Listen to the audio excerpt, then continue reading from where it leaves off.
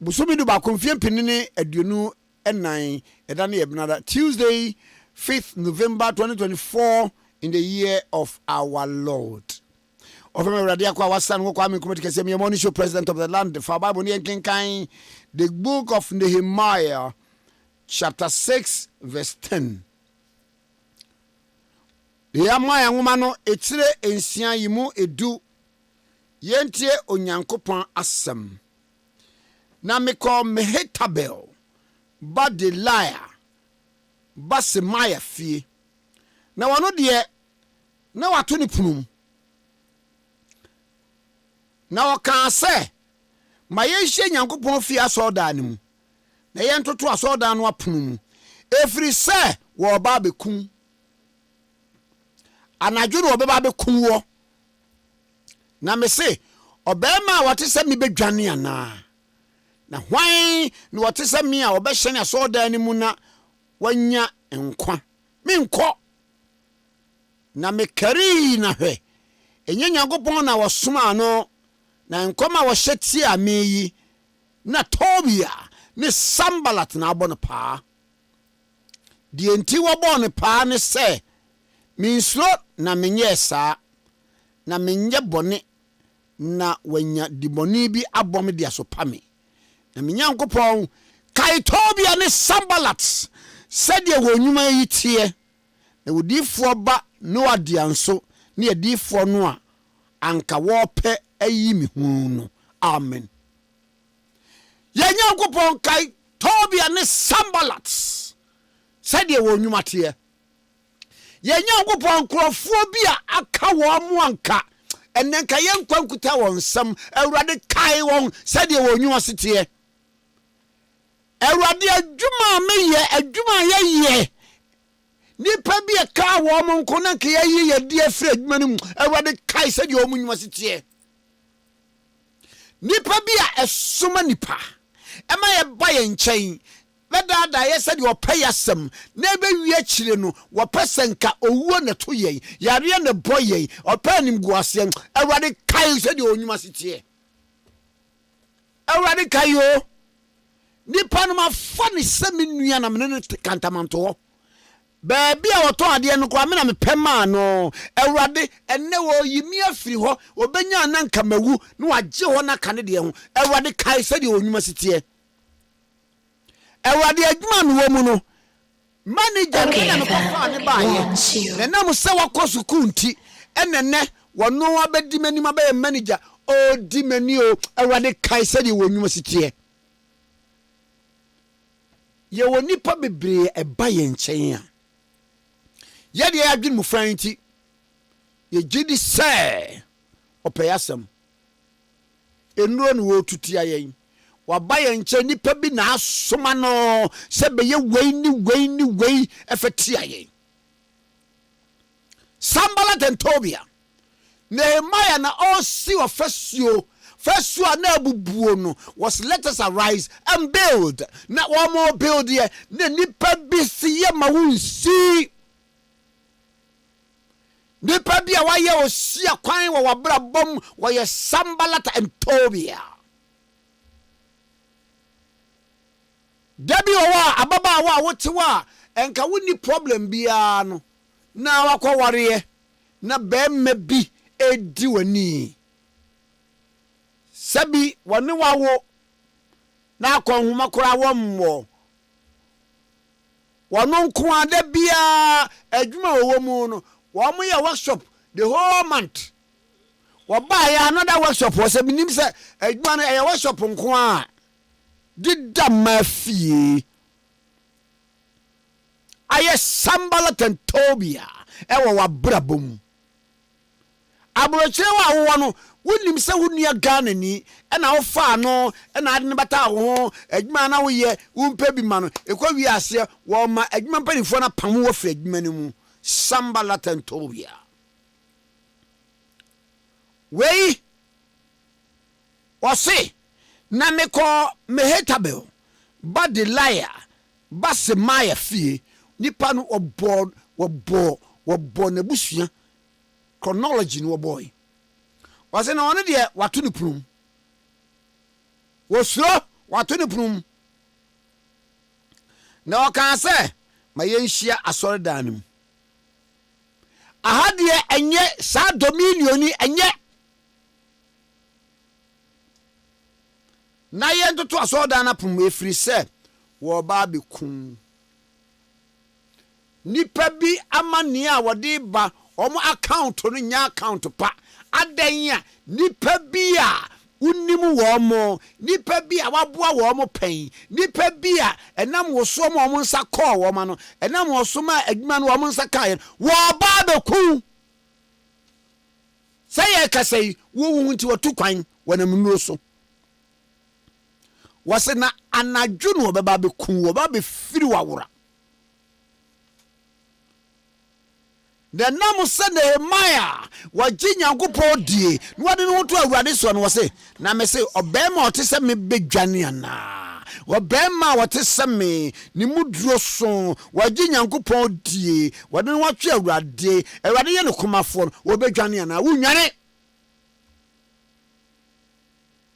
wose na wan no wotese me obehye na so dan mu na wanya nkwa da bi esanse wo Nyankopɔn ka wose me nkɔ wase na mekari na mehwe enye Nyankopɔn na wosoma no na enkoma wo hye mi ti ami na Tobia ne Samalat na abon obi wo saa no aba sister eyi aha store ide se wanfa wankwaji advance entu amfiri ma sister be wi ase no aboka wo bi na asoma no so meye saa obi asoma no so metoto wano one record wi a wo kwa akobo a kire mpanimfuo bi wo bo kire wo mu wi a wadwuma bebɔ wani begu ase ade bi be yew wo se me kari na me ensem bebre nipa ka kire ya wo kari wo boa etropa no otwa wo beso no kunu ni nya asem wo beso no yiri ni nya asem wo beso no adwuma pani ni nya asem etro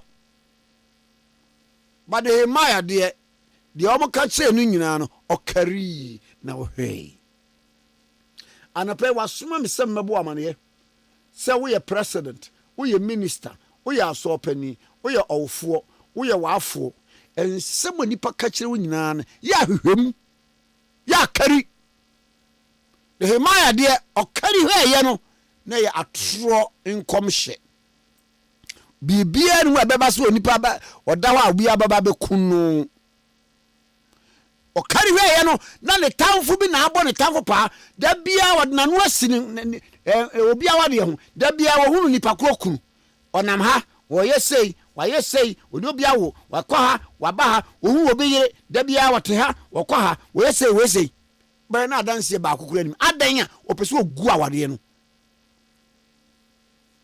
minim nipa bi ade na no si krofo bia wade ho eye saa ma awade no guye ewi ase no ono a wono nuo ni kunu no ono akɔware na nkrofo no awade agu amoma ya sujafo wose na mekari na mehwei enyo Nyankopɔn na wasoma no na nkobo hweti ami na Tobia ne Sambalat na abo won pa aware ni mo ebisi basanto kwasim nipa bi ene etwa tro eto be ma no so o twa tro eto oba no so o twa tro eto general manager no so o twa tro eto worker no so adan a opese confusion sikeke na woni pa wote sa no wote se Sambalat and Tobia na Nehemiah bompa ye wose be Nyankopɔn kai Sambalat ni Tobia said the wonuma sitie me Nyankopɔn awurade Nyankopɔn obiara ode na no asi obi ho won ka ne ho nsembɔne awurade mema bi to no ma de enyan to no no pɛi na wo nipa wode ne ho ato so no enne ne ho ma ade eni enyan to no wode na busua Sambalat and Tobia was ni odifo ba noadia enso ni adifo no a anka wo pe ayi me hu no wo se obiara wo tan wo wode na no asi wo hu wo ogu anim ase kire nipa wo so pa no awade ma afi to no sanse watake nyankopon nipa e sanse opeso go dia ode ne ho twere awurade so no umu biara otake obi awade otake obi adwuma ne personality onyankopon ni nipa kro ni empaye yi ene yagina so abo ewo Jesus Christ a otease ne din mu ne abom paye fagidie kase amen ye bom paye e de atia yatamfo anopai in Jesus name amen. The homeland, Ghana, motherland, faithful and together. Hello, my brother. Hello, my brother. Hello, my brother. Hello, my brother. Hello, my brother. Hello, my brother. Hello, my brother. Hello, my brother. Hello, my brother. Bia Ghana mai betu pon wanage na wo mamba power dwene Ghana ho kane Bia anye na magani amagashia ni hunu amagawo ho Bia eyegigi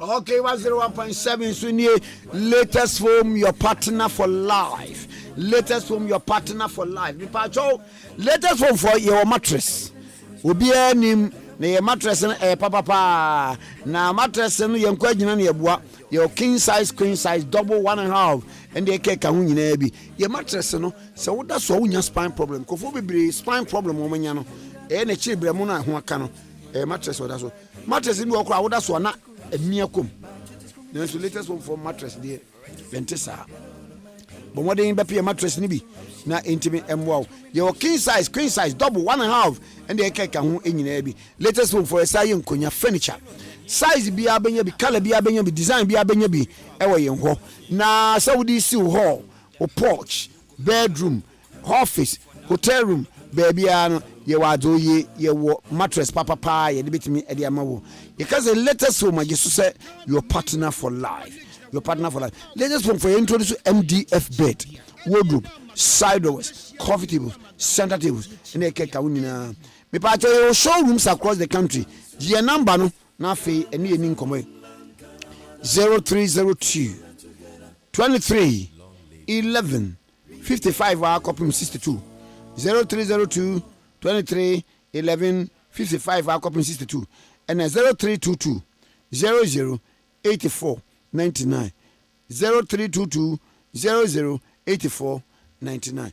Let us so your partner for life.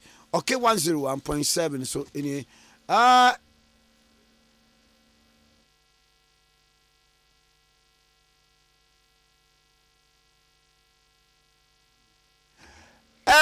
Edio and then I almost start US about to me boy. Okay, maybe US almost to Abana, Florida. Go for me, Yeguma, for the love of the country. One more place is Encosedi Echo. Inti what kind Florida abaton kofo bogum bruta matize ne ekwadon komu beyi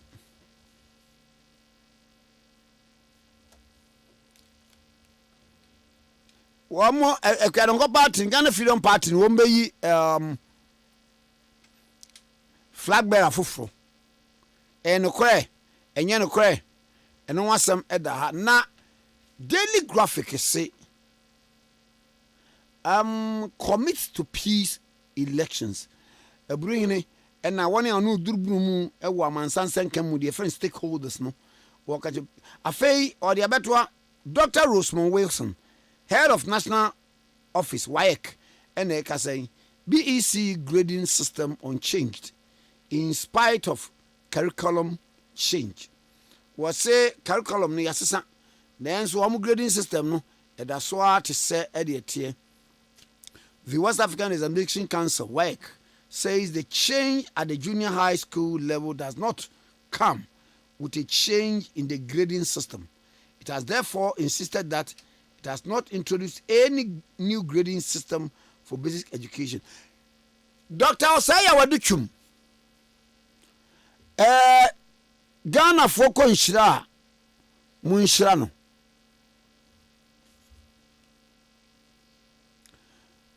Dr. Osei Awaduchum, MP for Bosomtwe, Minister for Education.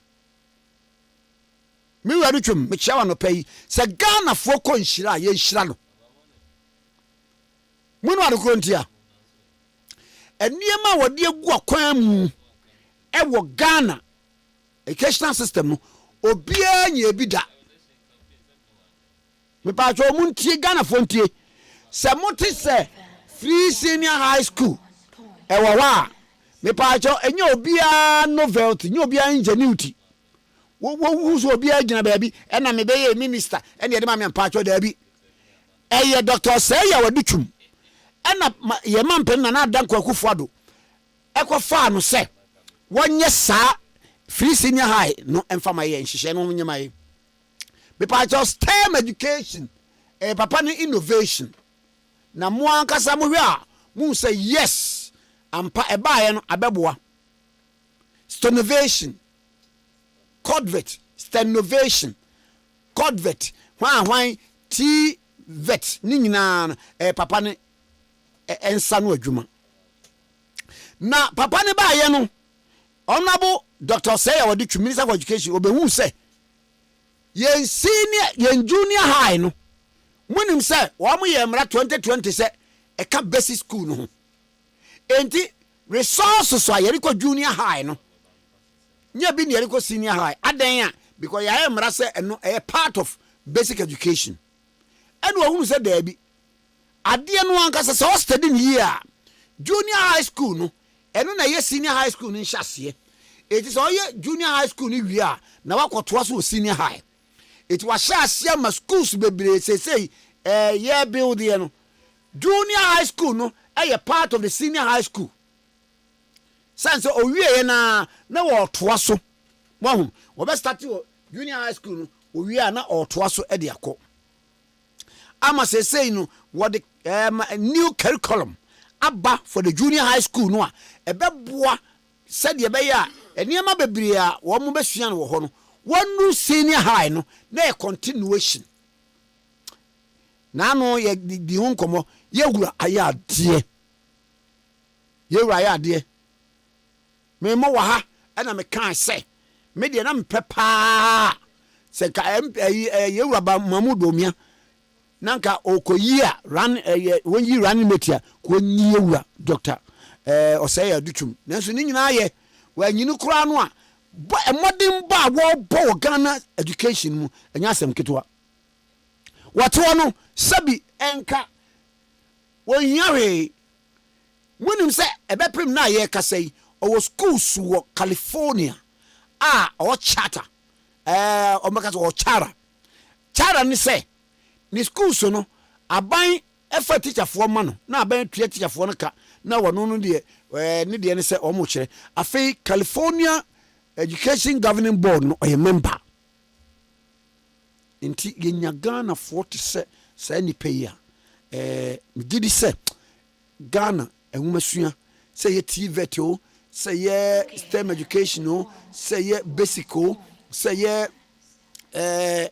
de ka ka hunyina no enka ebeboa amanema atimi akọ hwe school bebre ya why ye rehabilitation no enye asem ketwa school a bay Minister of Education for the past 100 years no ne more sokora atetia pansem enne so ko pa ye wura Dr. Osei Awaduchum de wa yama no na enwanwa na enonko mamemfa na no report baye African Report Ghana rank Ghana second as highest education quality in Africa.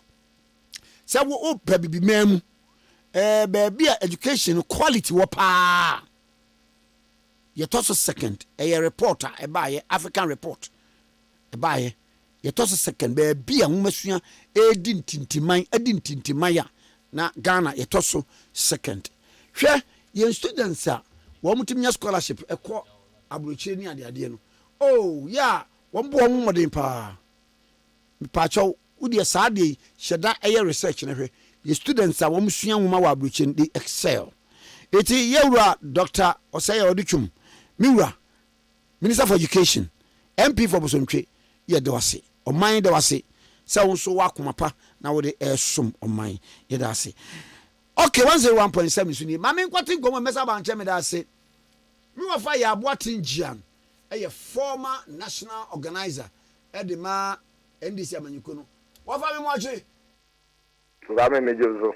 na bɔkɔ deɛ Nyame adumo me ho ye. Yes, you have bɔkɔ pa. Na wadawruma aka mimpo deɛ minkasa aka busumi o. Aka bɛ na ɔtwe miɛnsa bi sɛ the last week no ɛyɛ 1st December ɛyɛ kwa kɔpem 7 December no memfa nka ho kɔ saa abɛn de ne de bɛsi anya asia wi na ayɛ sɛ yɛyi sinia na aka fɛ 5 minutes na yapɔn yɛbie gate sɛ kɔwɛ mu a ɛdeɛ na akɔwɛ kela na ɛwuo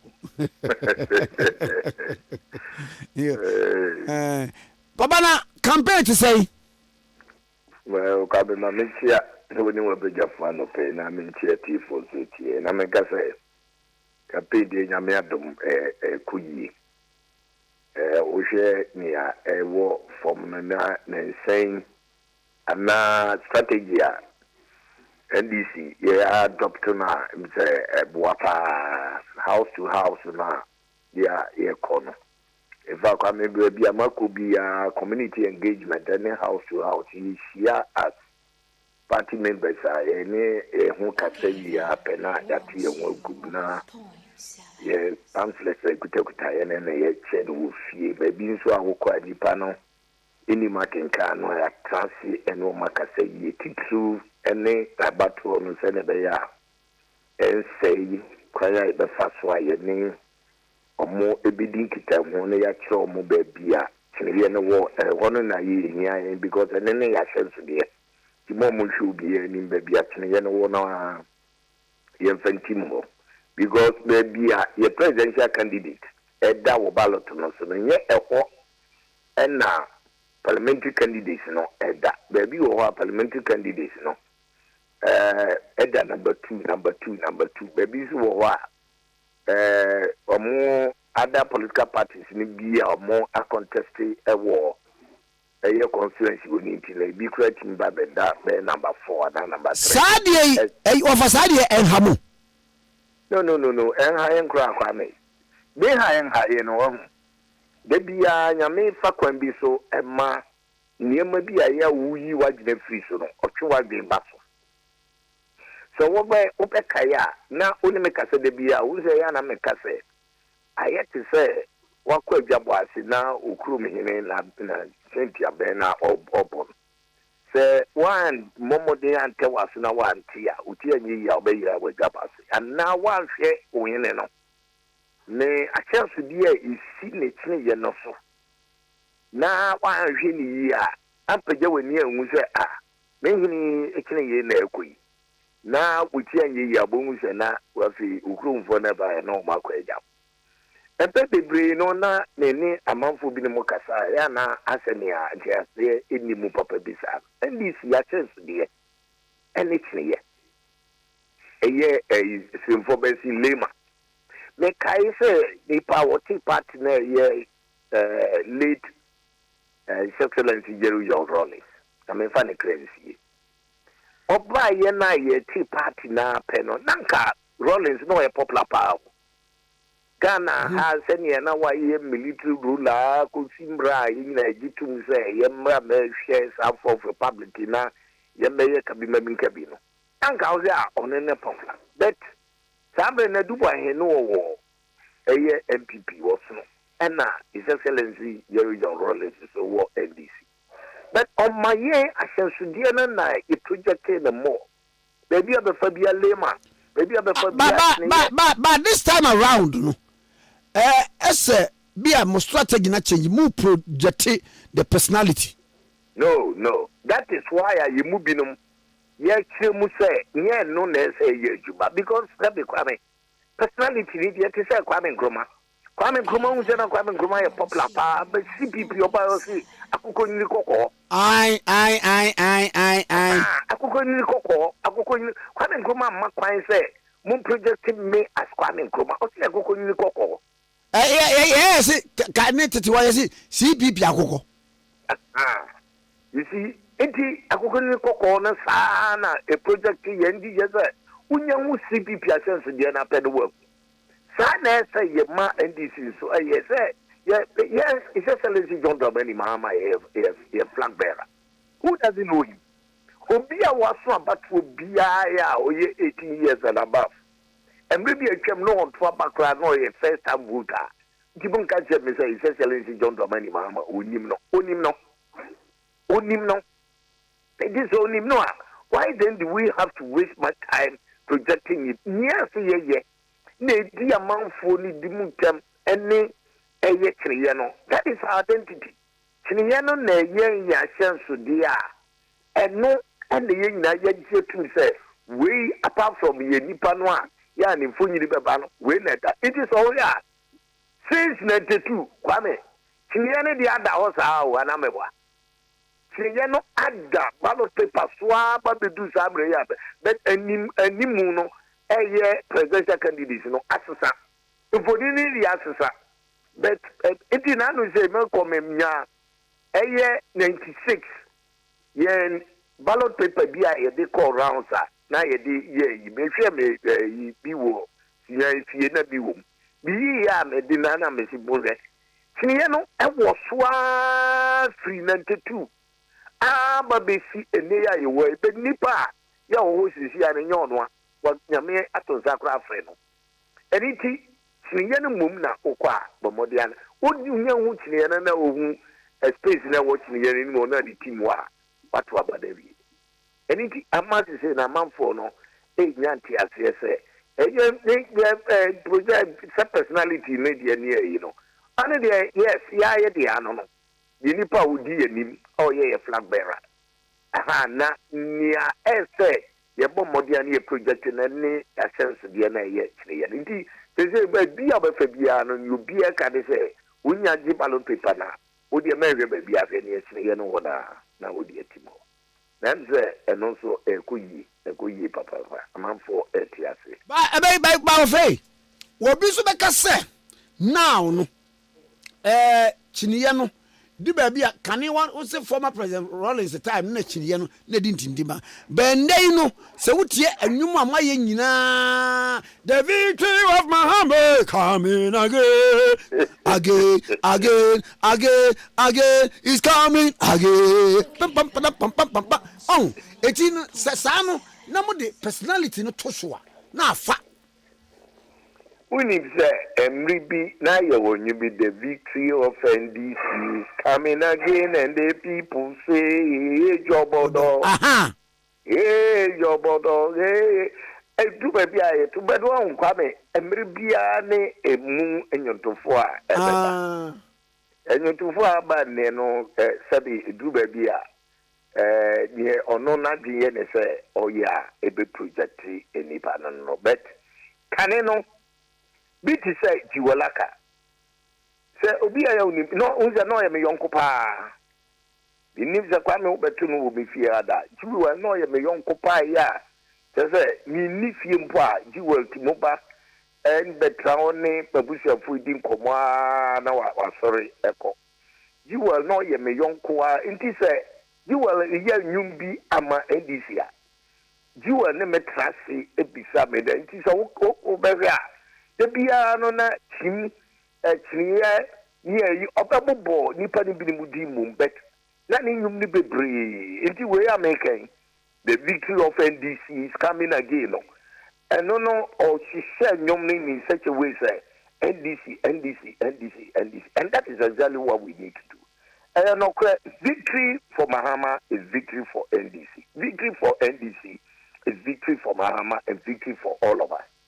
But nina make can say you to phone and kasankasa no kwaya bi onu be fa so a wa hise ni nyuma owo to no e na na dwen ne se bia sei abe popular song a e nyina ye but abatu no mu de ye chira man for so omunye no enyom ne de ye bebo no ye de asa but they do abatu no so a ye nko ye ne ye da fata ne ye nwe be bia tini ye sense de no wona ne ye mfati na wafe so far akabe na otwemiensa media memfa the last week nin kan ɛdeɛ bɛ na aka dodoɔ na etie wo no mu a mo bɔ ntoa obi a ɔyɛ ne fam die ɛma NDC no ɛsɛsɛ wo yo Kwame ye kai edu baabi a obi agye dɛ ne so sɛdeɛ na me no kasa bidiase a ɔka so bi besiesie bi no me you know Kwame still a wokɔ filter your own decided voters wokɔ filter ebinima yɛ ɔma gye sɛ aba no kora wɔ monto ebi sɛ ne ya na ɔma gye yɛ ɔmo ne sɛ asa amanyofo nyinaa no yɛdi wɔ mu nyambo Eniti se wa momodia ani nipa na nkasa yi a na ba mu kura ya bu Kwame eye no kura nso mia me amanyodi be de dru ba bi na se nipa no di abobo na omo ka o masem a ya na enti asie wom enti asie wom ne se as human beings Kwame ye na ma ye na mu mi di kan na wudi machi na mi dru ba bi na mi pati na me hwe ase a se wo ye nipa no hu se ho etro anamebwa edudu wa ubetintim wa na mo yi ana wo do mo reba bubo yi se de be ya wo so wo mpa yi ase but I say ye nipa na odika na hwe ase no yen se e di asasa so esa hwe ase enu ase mi ti bi fie ya free life of na no sa life of me ti se nipa bi me twa mamzo na aduru yeso ye na aduru yeso let's just say like to do no asa wo ho emre someone ye nim say that the way pa ya ye di bo bi wa di ye ya kwa wo mamu ha emma plantie yire no ho ameka his excellency John Dramani Mahama yire no ho abo modern solve problem no ye mra metwa so a ojon ko so wi ye so no yo di ba beja ye no eniki o trans na nipa na kansa no so ade ne de asa jama abane ya toa bet asa ye kia ne yekọ abane ya toa asa jama manyofo no ye toa ba no piamo koto yedie mu na ye momu yedi hia entadi bi wono moka ya obi ya si free SHS Kwame oko forma na utensem oko forma na utensem yes ye no kre dodo na ampese ye be ye fro na his excellency John Dramani Mahama enye na gin say free SHS ya me ya na dum no fro ba nya na oba bi twam da bi bere nyina popo modia boa ama ne ma koyi be ti sa do pe na wo bo education minister baso fine o schools wo manone ne kekaka ho nso ba se ni schools na wo ho no feeding na di feeding gra ne kekaka wo bi ni ekoso o ma mu hai ende esa dada feeding de dada enye enti no kwa ben ye be fa so ebe mana yi Kwame we mun fidi ya na mudi ye adwuma wo mu studio no sam video na mudi ye adwuma sisi o da bi nansan kra fada besesa de me ye Kwame kwa next fight kabisia na mebi sa zamasa wo so dia na wo yi ya dia wa dia ya ye na ye bo abaso no video ni ka be bi sa o tie na o re aka mebi sa ne say na Kwame ndi ni ya modemo a wo bo hu nyina efidi a ya amrante di ye adwumani me ye very sure say efidi ni yesesem emra na ye ba peace of money ye wo mu old station wona na ye ba ho no mu fidi na wo no nya no na mo di ye adwuma sisi yo enti adena afoman yenti mutum ponko ye nim na yetu ayi wo fe enipa bi busa question we wudi e watch our politics say yewura Mahama waba even Professor Mills crowd breast no di 6 months and so ka say won ko bi ma go former president technically yeah and oto aso bedi up to 2016 how one na wo hoyi ebi wo wa so ohuni and na wo ye ho dia na sa abre na ontimi yes I want to me enye ehun eyibia Kwame ni so bi bisa sa question na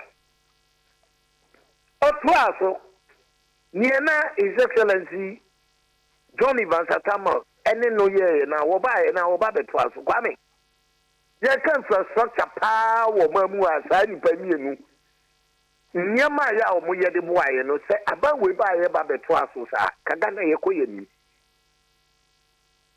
next one hu fi da kwa me won mribi ye yankura no na ye se yi sini bia na ni nim se sa sini no hwe bia dia hia yi abonti sini bi na omo de ba na akwa na mze jabe na oye goalkeeper na okoda go man e se bubu ye ena next match in China ni goalkeeper na e na tum no kwa me jiza wa mo jiza mfam odo go akwait wo ya chichire ne za na ne ho yira no person so record go no because ni team no lusu dodo em ne ti say is excellency don't do many man ye hu nipa nsema ya ye kafa na ho ne man ko yie ne ko ba ye mfa exchange rate no kwa nye ade ba sese re ne wo eni ti o ti wa na ne wo nya stress sub president Kwame nipa bi awudi madie bi ye na wo ni nipa bi ne mu ayade na wo ade ne mu nimdie wo frasi a wo build ade na duru ba bi na se nipa ka ho nsem a wo nya do ye incompetent o ye na se nipa na ba be som no no momu ni ye super incompetent esa kwambi aso no utimu ba be so sinanim na wo tene mama ba bi aga na ekosisi ana Kwame ye sama MPP vote waso a ombeka se anaga na fo ye mu nyina chi na nu ya ye beto ba ekura ya tufu amu na ne assembly we eni niema be keka ye ma ye zanne ye timi atia dada mo to aba ma ye bie mu dia eni ga na fo de ye ku o mo kura o mo nkasa ndi eni ye wi o mo preko that is exactly what they will say because Kwame me kasa no na ka be de ma no ba be si assembly so na o sa bi sa kwachi he said nipa na nkasa na ekọ to something ato aba ma ye no ye ni o ma na ti o a nipa ni birim nyimi ye bo mo hu sani ayetie within this 8 years Kwame me ko sunya na me tin someone grofo ekafa MPP operatives bi ma wo no wa last minute ye be promise mo gu papa ye be bisa question Wamunte yen kwanya mo fa so asa Japan ye ni na no munyae within this short period sene be ya enkura na di akire na wo mo ba no omo nso betimi asua na o ma ye bi yen ka so bi abokro no amunte 45 da kesi o mo pie adan dudu a wo mu sisi ene niema o mu ye ni nyina no within this 8 years yo manya no omo kire yen because edu baby a na ye yonkofo no ye bushafo no mo na mo de politics na mo ko mu no ana mo ya ko vifo bi na mo ko mu ana eno stress ye to ba you se bra bi di o ma na ni mo a for manager pade ye wo nko a ne wo bushafo bi no yi na babe to something to aba ma no omo ko aku ye papa na ma ni pa ne bebre abu afu se aba no kura na omo nto na ye to di pian ko to ye die mu a ne ye ja omo no die edi hia ame obi aya ense fata so obesire usika wonnam na sidipa ne frewo na ojo sese na sika ne so kwa na ya wasre wo no se wo ka so mini wa o se ne momo aba o si momo o ka se momo zani o number ya en fatu o si dabi na fatu uni mi eti o si men fatu so quick look bakoji momo loan bi o de to so a ye beti ti men fatu so enne amanfo ne omode ti omamu ano eniti we de yeguso aya ye bonto ano na Kwame binim se Nyankopon ebe ma ne saso na nyame ya dom na his excellency John Domani Mahama o samba die mu a sabi prediasa payifo ne bu be se kwase ade yinti aso nwure no na on fa nkoto hobiem e ma yinti aso nia anko yinti e ma ganafo enya no keka asanse no ebe se ni atutu de ma nyina yi na nipa no so omode o ma no esi hu kae no ye dia ma mu no mo ma omode aba be sai ne makra nti bwe no ebe se ni nkura ma no etimi atu ana mo ama Ghana etimi afa ye tampesa na wo fe obi tie wa obakase nyanye wo fa ya abo atinja na o support ko banadofo a wo fa ya abo atinja be ka se mode Mahama ba obelusi sese no ede na asana as party no aka bom na mbom say de na agini de aye me de pa se kwa me wobisa sa question bi no kwa me kai say ye the His Excellency John Dramani Mahama ba Samren na Kwame, it's only a fool who doesn't change his mind. That is number one. Number two, me no kasa ni fiase me kasa every bia enimu ensem eni anamo a ese ni patu Samre no na eye efia konya na ne ye pre Kwame yeti we sabi predia otufu akonya ye wo yi me ye sure say edu ba bia ba na ma bontin mum mere ba say akonya ne to a adisi ne pre me ba na ma bontin ye de no akoye say ya manyo se munti na say ba bontin say ya de say na ye internal ye ankaza se mu ni bia obi ante and what you so me sanka say o ye drama o de yakoba ko angusi ye wasande yakomienu angusi ye ti say sabe kano ifitiase bi no ana samre mienu ni nyina no mechanics ni nipa bi ma na wo ho a kebetimi ese ka na mana akọ no say nipa ni nyina atetrae ebi ni ye mu bi no say ye nyina ba bi ade na duru no enye ndi se amanyo kunku ha na enya ayo manga na nyina ba bi o man nko say ni so wo man no agin papa de a ene so to bi egu na kwa me sabi bread asa say me say oya de ko no be lusu a me hwa ne ye yi no a ye MPP ayi ni say si ye ene because sabe na me nim the MPP bo be yi no but the MPP ayi ni say si ya no ka na do na ma ye de o ma ba be wie say ni de aba ene His Excellency John Dramani Mahama no kwase ni sa amra ni me reti ni say or 45 as say o 85 a obetimi ayi atuma no ama enema ko yi ena ni etosu bi enye sika se mo asem ni ye ba be ka sisi Ghana ye economy ni ne hia na meboa ai me nipa na mi di na chi no mi nim se ne wo sia we dare wo sa de manimu na kwa me ye so de na gbe mpa no ba be kame ya na ne ya me no ka sei o kan dis ye sia we committee ho ya se economic issues ne ho ko do ba ni na o kan hu bi a o de ne juma no so kura no atimi ado o mo a ya mu dwe kwan ya be fa so a because enne se aban foforo ba sisi ya isa ni si abaya ba sika kura no akwa me wa wi ya de bebu ma no office ni nyina ye nti kwan ba na ibetimi afa so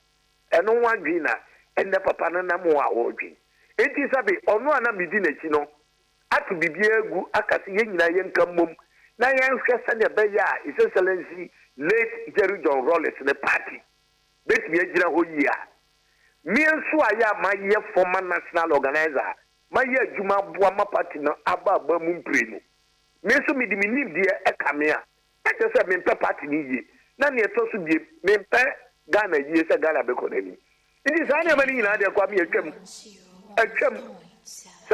sabe bredi asa o yire ne wo ukuna oni ni tifie kura na to kwa ba mu ntem a o keka nsem enu achi no aware ni timu so enti ni area kai bia no eye campaign ani ye atwam say yesi ani so ene se NDC be win election na obefa ne temper from Ghana konani I see wofa na mama wiadie obi asend message say mi ami ba wi asie o se kwa me unyini wo fonten fon wa gobe me hu ohine a yetu na de so a yasa na ba da na me nye politics ya me ze bia obi wusu aka bi the same thing akere wo Kwame Nkrumah ma yenya sade ma ne ma na ye no hina yetu na de so no wasen aba no yenya sade ma no ene na o ma ni pa mu aye no we were free county no na mekaya next time no mekasa be no beka sabi enche kura o Kwame ye won fatu mu aye be ye enche kura o na be dia de na duru no we ni nye o hina yetu na de so se ye pese ye tna ya ho kire eni ne ekomu ya ho a yen konsuna yen kika se kasa ansem no maybe as an grofo na kika sa ansem no ahokyere na nipa de binom komu no omo no nkomu bi because aban we sabe wa ye ne se wa obi a wa nwo no wonimo eniti ono ne manko na onimo mo na omo amaka bia no onimo bia nti ne ye ka no ebia na se nipa na o kasa na ebia no ye aban na ba ti onim no nti bi kura na eja bibi kakra fa na no mo onya bi tafe na so what say ye mu binom anadodo na wo mamu ha no ne bra nipa na bra no anka on dra on keka sansem no we nye sabe akonya ye efi akonya ya ye se ye tu ade so nti wuntimu sa ma biem we mra eni edisi nipa no ewa akonya no so ena mra enso na etu no emra ne sai ye be kwa koto sante ne ya to aba nti wontu abebodo ko eso nipa na ni afai mo ba ye na mo ye ni yi a enka bi kura bo no ankasa no wonya kokodo bi ankasa wo ba sana na do ni ba wumia pa ye na nkomo yo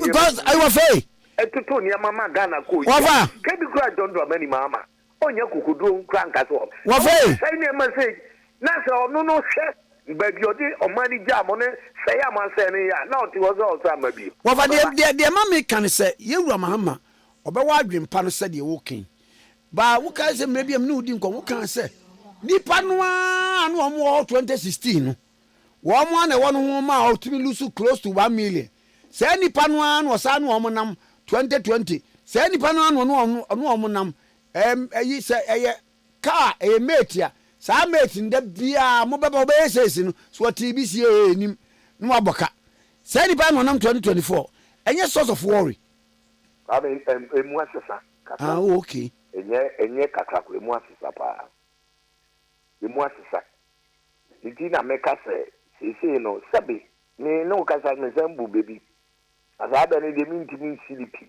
ne meka ne se kwase asebe na de ne yinti asimpre no emeka yi we ye panyin nti wuni me mekire nti nyade a odi beto ama asia basa bi na ni na mesanka se na mo ana se mimi dika na me pase na uduru ona se won so wantimi ntimi wana mo ye na pase ya na je se sabi wo de wo kra na sabi wo ye kwase ya ni hatu no e trango ma ebi ensa babi enti zesi ya na nyama mu asesa ya e won se ni padin din mo wa o mu si ni kra enye because o mu oduma so bi o mu di the campaign mu na ye di nipa bebre abamu a ya wo hwe nipa na abamu na ama niema bebre asesa zesi ya enso a onam a wo bontwe ye mu bi no a ye ni na chi no se ba se bibi ni ye hu na ye fa phone ni ye frɛ eka so ye hu se weni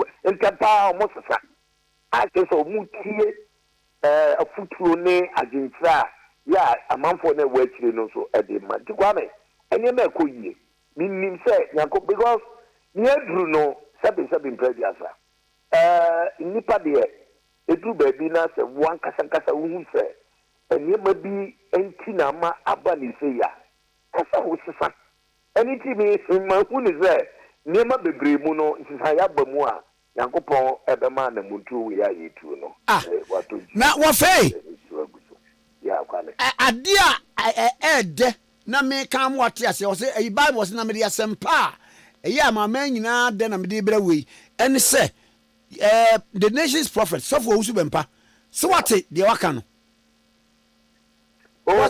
mahama we ni bibia ni wo bia beye enu akwam na di nkomo wo se ade no e one touch Kwame me yenam no yetra onam na se woni amanfo di komo na wutie ne ekoso ne dia Kwame sa na edaba na aba we de enkomhye na make ho wo se we ni enkomhye nye de amanfo tie na me so no ne mbeza mi kire ne se okay ne enkomhye de beti abamu me ka asisu se ebeti abamu se we no eye hunmu asem no wo ka anokrai na me kire se hunamu no ebeti abamu fi se enam wutie enkrofon se ma omoka msi o se munja omo abato ne se apart from enkomhye no pools bi ma ba ye ke binom o social media o Facebook ne ne keka ka ho abrante no yes ade no kura no musa dankwa mutimi di na temo an ne keka ka ho ni nyina mu no ya me ya adom na 7th December ne duru na ade achi 8 achara Kwame na nyum na be no num no ye hu ba bi asusai etwi afa eniti me de ne me de maso ato forma na makwa abonti amakongu no bi ko Kwame no kwasem ni mo hwe ni a ekoso na nipa binom na ye nim omo within 8 years na enwanwa na ni nyina no nyese ebinom nya bi o se nyina ya manyo yini bida biti se bia mi nua nyam jamafu no ye DC ewo sunyan ebeye regional minister ebeye ambassador pero ko yi asese ono na ye regional chairman wo kwa wo modest life a olibi now say obi a ye regional minister da abeye minister masa di amanfo bisa omo se na mo no na tese mo de asuma na mo kosum ya na wo enim de omo ko sabe omo ko pe yidie eni ti kana fo mususu ye wom na ye ntimo ntra o ma amanfo nkwa ho chiremu sei na tese ebinim de adan ye puguo de japade na ye ene wo ko ba de sa ma omo nto asu bi aba enu nyina chi no ebe se atras nya wie ba bi kro na omunya sika omo de ye sa ne mani nyina se de be ya wo china bi ebe ye hwesudi ama younger ones na eba no na wo hu se ukro abamu a ana ko ya manyosema enu kire se ko nyan ho tam uhi wo fa won sam papa bia obeka frimum na nje se fa won sam bo wonum na num no fro se nya wonum nsuo dabi edu be bia Kwame na omo ankasa subai omusu ni omo ban ne ya omo ya na ati omo yi ne dia kira manfo no na manfo na ankasa aye ni se dabi ye be dabi na osu be pa de enka Kwame wan kra wo osofo fufu bi hye wo nkom se sofo osu be pa de sa nkom hye we ni be ba nka be je di dabi ka wunyi ni se de bia wo na kaza ka wunyi ni you see but that nye wo hu no na oka di be se hu mu a oka sa no unamu ye de so unamu adwuma ne ye unamu adwuma ye ne ema da di pefe se ya me ya doma ne nkom no ebebam ofa why a football administrator kete kreku wa punish wa eyi wu free eyin mu no se wa reinstate you me am reinstate me ho GFA kete kreku otimi you see sometimes ya mo ye de ma bia na mo ngrai mesre what is as lawyers bi go try mo just say 2 years ni chem grada dada na Kwame nya wo gra na memeje ho ye ma wa he ne ma ko so blast time en krai kwa bo ya he na no semenyo go bia o je hey ba woni ma ara wo sem ni post wa block board da na ho bo e di Man City Liverpool for kra pe no semenyo ai na woni ma ara wo sem say akuapim ni boy ye fan say dabi ai the oye coach you the simple otuado wonim say Inaki why winger woni no ba blaster no play no say onye striker semenyo striker or neba blaster no be play no winger na say coach no so no ye ke wono kwa mo fa coach no bi ni me on kreku no ne first time na am ka senka ye mpo bi ma o ma me so na yin ni dre ono ko pedi baby ntra because say one petete mu oh okay say edu a ye be edu ono na ne ma sefandi ye be bedu ono na ne ma sesa na ye be back at the kreku so ono ye mo party member ti mo ba yi ni say ya party member sem ni ye ka Kwame football no nim ko no ye ka And your MPP ni kura no be ma football na ko n'anim a. What is wrong with it? Me de bia ne na ya na meka ebinim si ya wo de odwin ti say Professor Mel. So NDC ni kura na so be ma football na ko n'anim na Ghana ediya pega.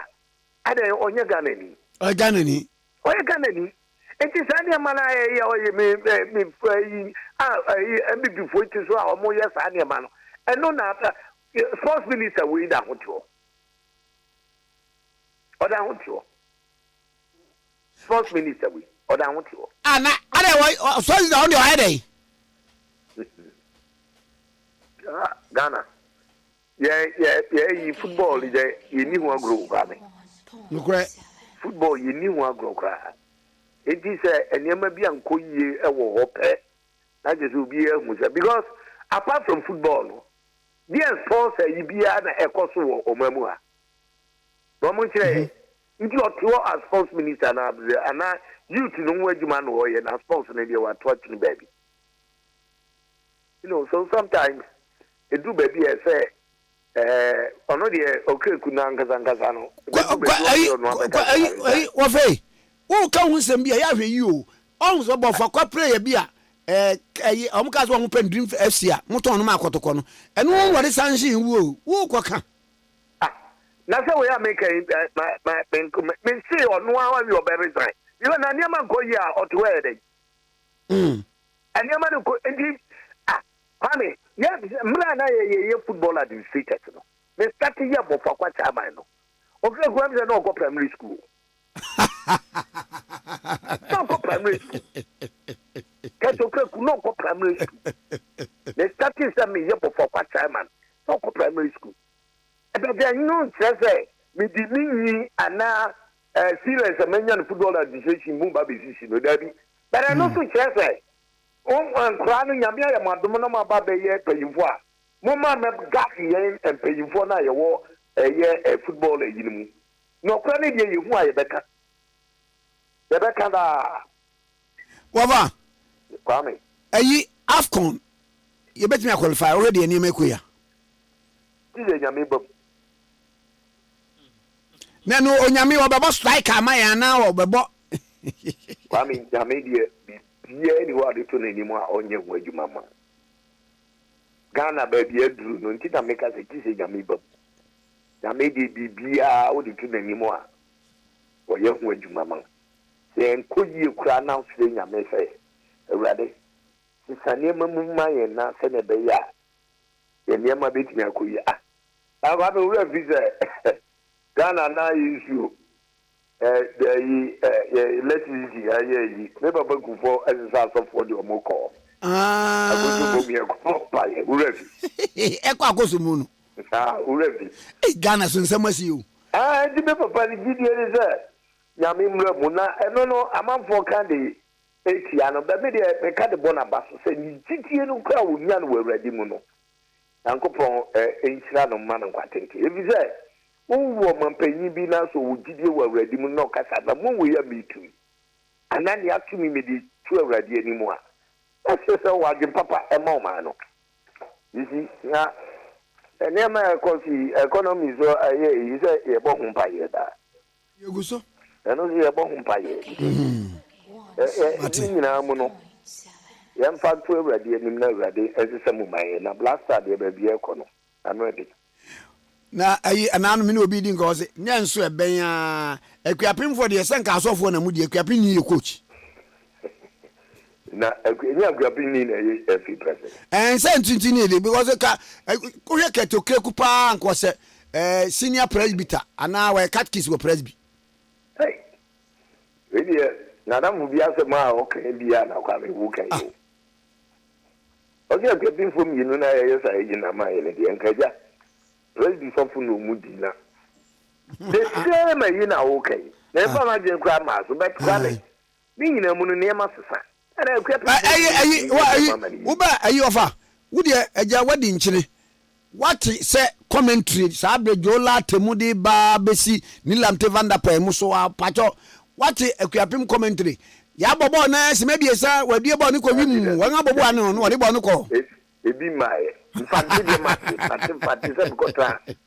That's why they you know, now make him fancy for a commentary, but a crap in the meeting. Yes. And cries of Martin crying. But a capping commentary, dear day. I saw for 1 year, you know, Moody. Well, Mamma never say, Namin Senior Pamfamo. Kwame, me that's the great Yamin Shamo. You go so deep of a tembia the mouth update. Me that's so far. Me of fire watching Jan, a former national organizer of the NDC, where he sports administrator in Natrian Comupacho. Muntian Carboy Super A1 Company Limited. Why had you been a bidder? Super A1 Company Limited. Share Wabema free training. Free training. Metimi saying, me and Sam, Bachuti ni. Waba Chesa de see paint, oil paint, and now emotion paint. Bacho one musica or Cherokwa, fa, Cobobra, Facobio Company. Wa Chesa ye see a soap beer, Samina beer, say a liquid soup, say a dear hadn't one, watch me pacho bra, the free. Obacho said he said to pano brodo. Me pacho and also a free. A feature. And so nim CCTV camera installation, yeah. Well we. Me pacho and also obacho free. Me kase also be Tresco or chero free. Be the number 2 yafa. Afei mo solar panel installation no as well chero free. Super A1 Company Limited or chero free. Any near mama kuma chia account or chero free. Share a be away a juma, but who paid maybe a bata home. Ubet me a beer soap making company. Ubet me a beer paint. Ubet me a tutu brudu. Now the amount of 4 questions and I supply. I can with juma way and one. Now we need juma. Baba Sosia. Me pacho was so new taku on your simpoa. Bra. Na ebesuabi. Na wodi an se number me boy frɛ number na register keke mpacho enwa no wanyu taku wanyu sempoa Super A1 Company Limited number no is 0249 95 0488 0249 95 0488 0249 95 0488 0249 95 0488 me can last number no 0249 95 0488 yeah you were fifi boafo communications director edema Dr. Matthew Opoku Prempe na ansa na mema akosi aboaboaje akwaba akwaba Kwame meji nsu o adu ade no nana me me kwaba Kwame kobra me de se me wa ha egofo bi na kosi enumere nti no egofo bi na bebu wo no oma bu bia na me because odi omu nyan wani yan wan chen ho mu wo nyan omu kra obebu wo mu se omu frɛ me no ona omu se wo wini na se say ye kasa free MTN na kosi ada no wo wini am se media me adwuma pe Saturday o na ada mu de Sunday nyina mu da so ye adwuma no am se we adwuma ben na am se mu de ye bia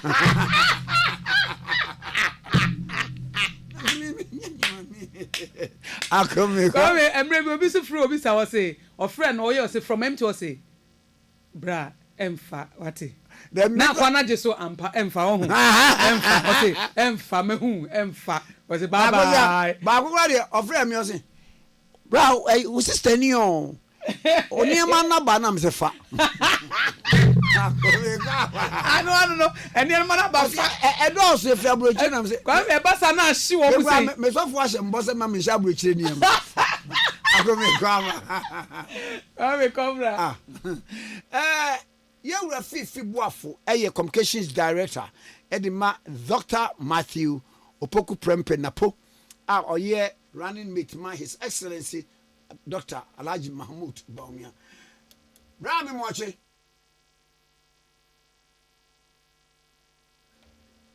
me moche Okay. Dame mwachi. Hello.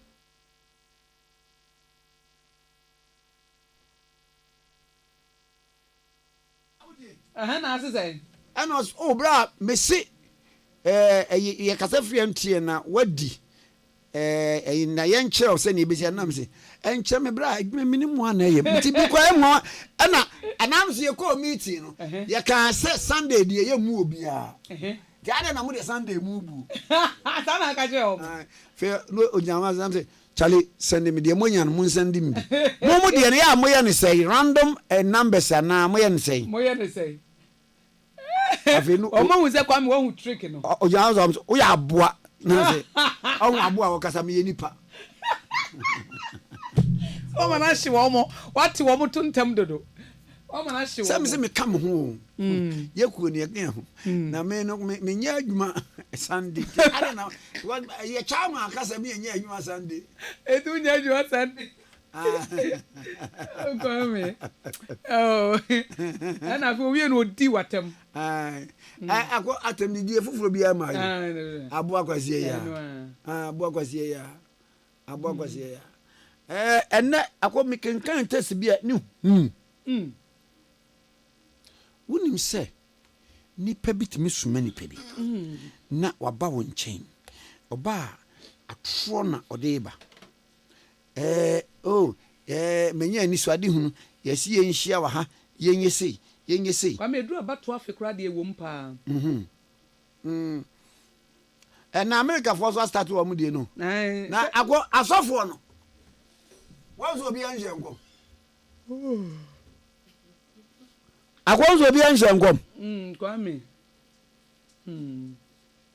ye wanzo obi anje nkom edi ye bia ba mu so hia o mu ye techniques no se de ade ni si con dynamics no e no o mu de ahye nkom wo obi anhye akoja covid ba no me pesofo a wo share covid hu nkom se e da we na covid ni beko e bekum ni pase e beba se wo obi anhye bi aza Kwame da bi se wo ni so se ayi adoma chede no the 5 year wo evangelist ye wo teacher ye wo prophet Kwame say wo me ka prophet for no and so but ye wo genuine ye wo fake say Kwame unti fa fake for no to genuine fake for no ma hunu we TB Joshua ne share bi o say I prophesy that the COVID will go in August and na edu August na COVID no ago and no go say I said in the month of August I did not say the year.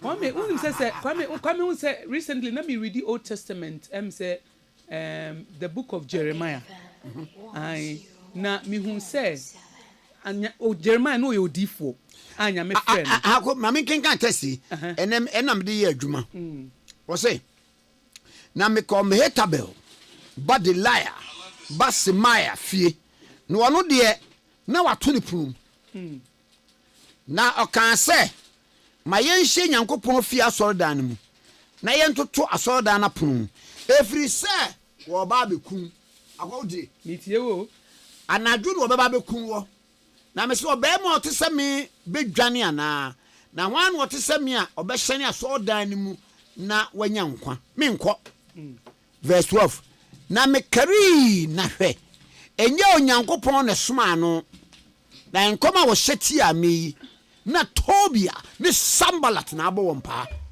akodi mitie wo nkoma wo hyeti a no eye Tobia ne Sambalat na abo wompa de nti obo no pa ne de minsuro na menye saa na menye bone na wanya dimboni bi abo ade asopa me de akoso tamfo no betime bibia ba wonye bone a enyaw Tobia ne Sambalat abo nese Kwame de wo kan se wotamfo no betimi aye niema bebre o nenso enyaw se wonni fo Kwame se omo wo bebi omu bu se wutiri ho fan a bibi utimu fita nti amwa enkum enti ti amwa no waye bosom na obi di ukogya ne se wonkun kura no a na akwa utimu fita bosom nti amwa onyaw na se omo utimu ye fita na utimu tumutie ebasa obi mpo ewa adwembone won ho a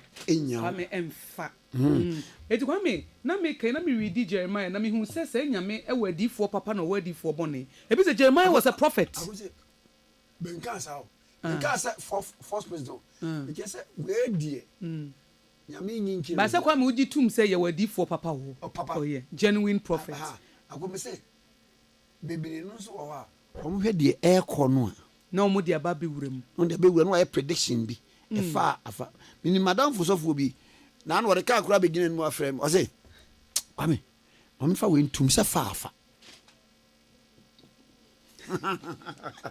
amfa nso amfi anamfi na ba men ko na me godi nkomo na mesa ba nche me da ase okay 101.7 so eni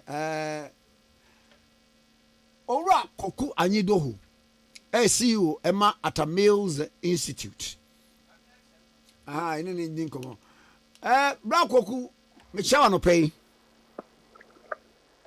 Good morning, Kwame. 101.7. Hello? Nabakwadie. Oh, Kwame. Ade, you there? Ade. Ade like I know dey. Nabakwadie. Nakupo mami ho. Awie. Wo dey why a deputy general secretary of the NDC pen. Amanyomu wadi ntintimman pa. Ebepim na ye kasei eya afafanto na ewin ye 1 month to elections eye NDC na ewin ye eye MPP na ewin ye per your dynamics where you sit as a political pundit then yo Kwame me that say mama church for no power as is custom no there. Yeah, they said Abema Chediampo, and so now they are starting Comodium. So, thank you very much. Well, Kwame, very interesting dynamic. As we speak this morning, Americans are going to the polls to elect a new president. Nobody take over from President Biden. Now, interestingly, unse me ba akwara ketwa afi no wonya 6 years no we American citizen by birth na unse ahowo no a wa mo the document se bia me pese me NDC ni pese me ho ahwan ni pese me Republican pese me Democrat wa mo the document ka akwara ara ya wo no foforo no hu ena me busa ase na we ya mo de kam no so onyini a onya 18 years o say ye wo no say be man social security number exactly and am say na ade we America we no am say ye de kan ho ni document onyini a nya afa no ba ba bagie eti onyini na wa fail the abre yen say on of California which ye Republican state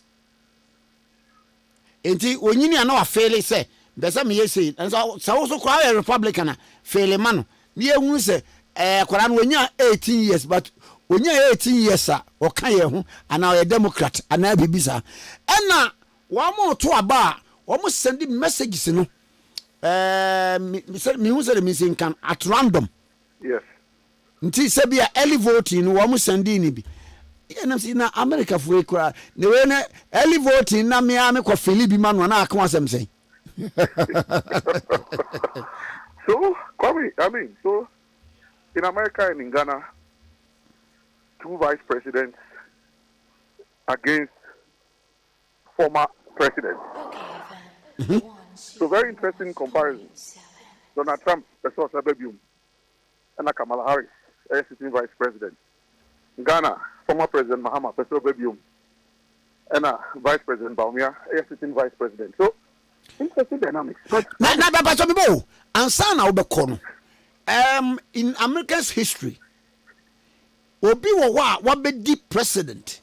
Odi ye na odi 1 term. Odi 1 term we na the next elections no was so san babiem what me succeed. No, so Trump tried. Well, so Trump is trying again here. So he went his term, he won. Biden beat him in his re-election bid. And also a baby. It's interesting. It's an interesting dynamic in the U.S. I don't think that like my facts, but say you beat you. Okay, what's a baby? I'm not too sure.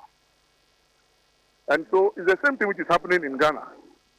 Yes, we've been CPA, especially since '92. Rollins near 8 years. President Kufuor 8 years. Yeah, Papa Tano is 3.5 years. 4 years no Krawanya. And now John Mahama so Abinya 4.5 years.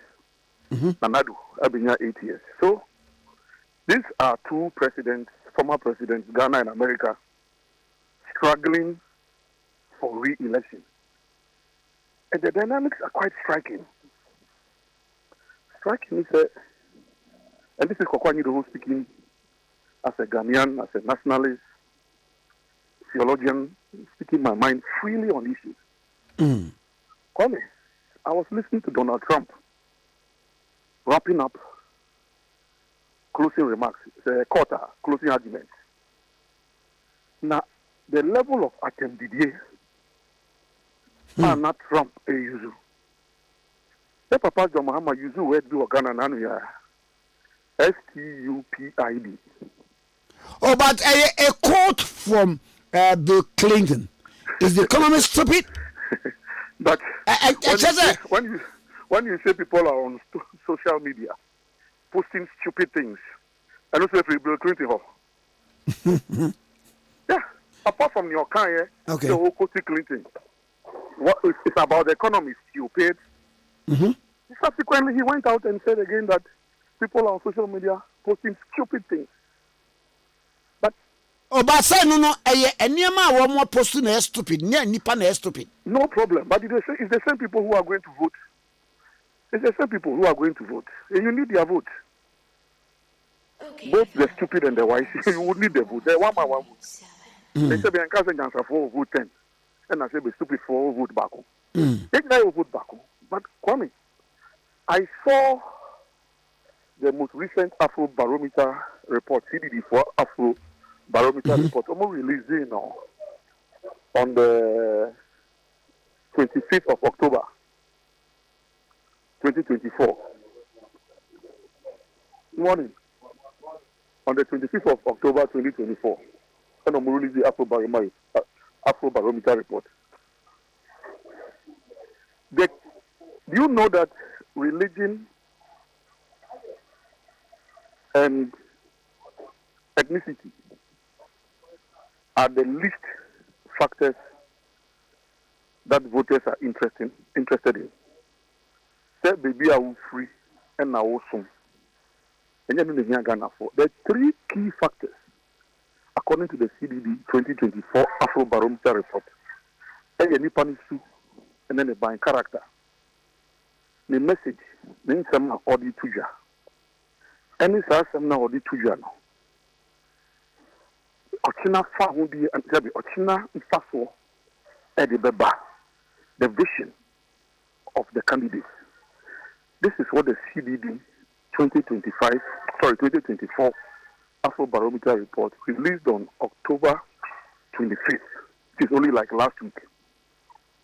So, character, talking about the analysis going to the home stretch. The character, the attributes, personal attributes of the candidates has come up as a great indicator. Because, Kwame, 32 years of the fourth Republican dispensation. Jacopo Achene Pepepe, NDC 16, MPP 16. About the parliament, NDC, the current parliament, NDC 137, MPP 137. For the first time, the two political parties, MPP and NDC, have people of northern extraction as the flag bearers. So it tells you that Bibia and so now the question is the next level. who is going to move the Republic of Ghana to the next level. It's not about NDC, it's not about MPP. It's now about the personality, the character, the attributes, and the vision of that person. And that is where... I'm on for see economy, no. One of the year and also come to play. You see, when people talk about the economy, as if Kwame, the economy is in isolation. What is the economy? What is the economy?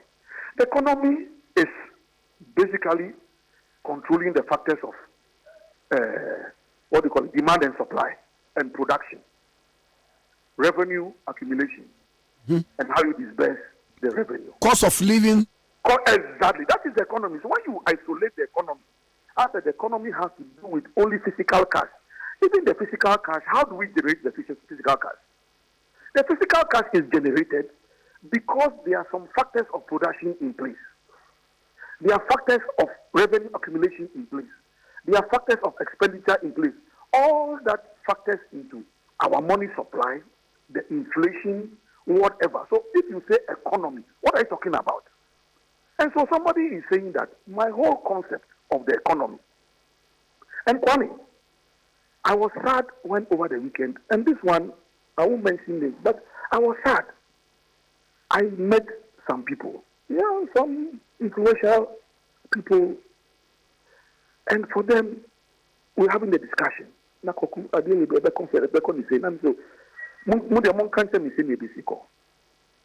for them, and I'm saying I'm musuro baumia. You can't cry. So digitalization, come on here.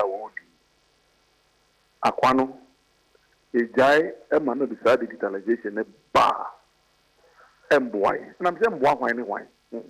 Or see me now. Why wouldn't the Ghana? Yamapi, Yajuma Ghana. And one is how far. Now, with digitalization, computer, so we cannot continue to make the astronomical profits that we used to make. We can't continue to circumvent the system like we used to do. And I'm saying, so that is your worry. I'm saying, Charlie, how for do? I'm saying, come on. For how long? Kwame, abrochena yefe. And you say, oh, yeah, no. And you say, unemployment, no. Which country kills more than America in terms of loose gun laws? Or we better to know Kunipa or church or Kunipa or social center, shopping mall. But that is America for you. Which country has more knife deaths than the UK? Who has it more than the UK? But the UK. But why are we happy about those countries? Because at least there are some basic systems in place. So there's poverty, there's unemployment, there's strike, there's union movement, but there are some systems in place. Every now can America, right from the best, even your political party is designated until you are old enough to change that designation. They are also. Kwame, why do we think that Ghana must not also move into a level where we have some systems working? And what are the systems? Somebody is saying that the way forward is digitalization. And then the buy but the idea you do on Yasimo, and one of Yaseneko. Yesterday, my neighbor said he was speaking to his in-laws, pro-NDC people. But the mother-in-law, the father-in-law said they will vote for Baumia because they say they can identify with some policies that he's introducing. Kwame, I'm a Ghanaian. I have children. So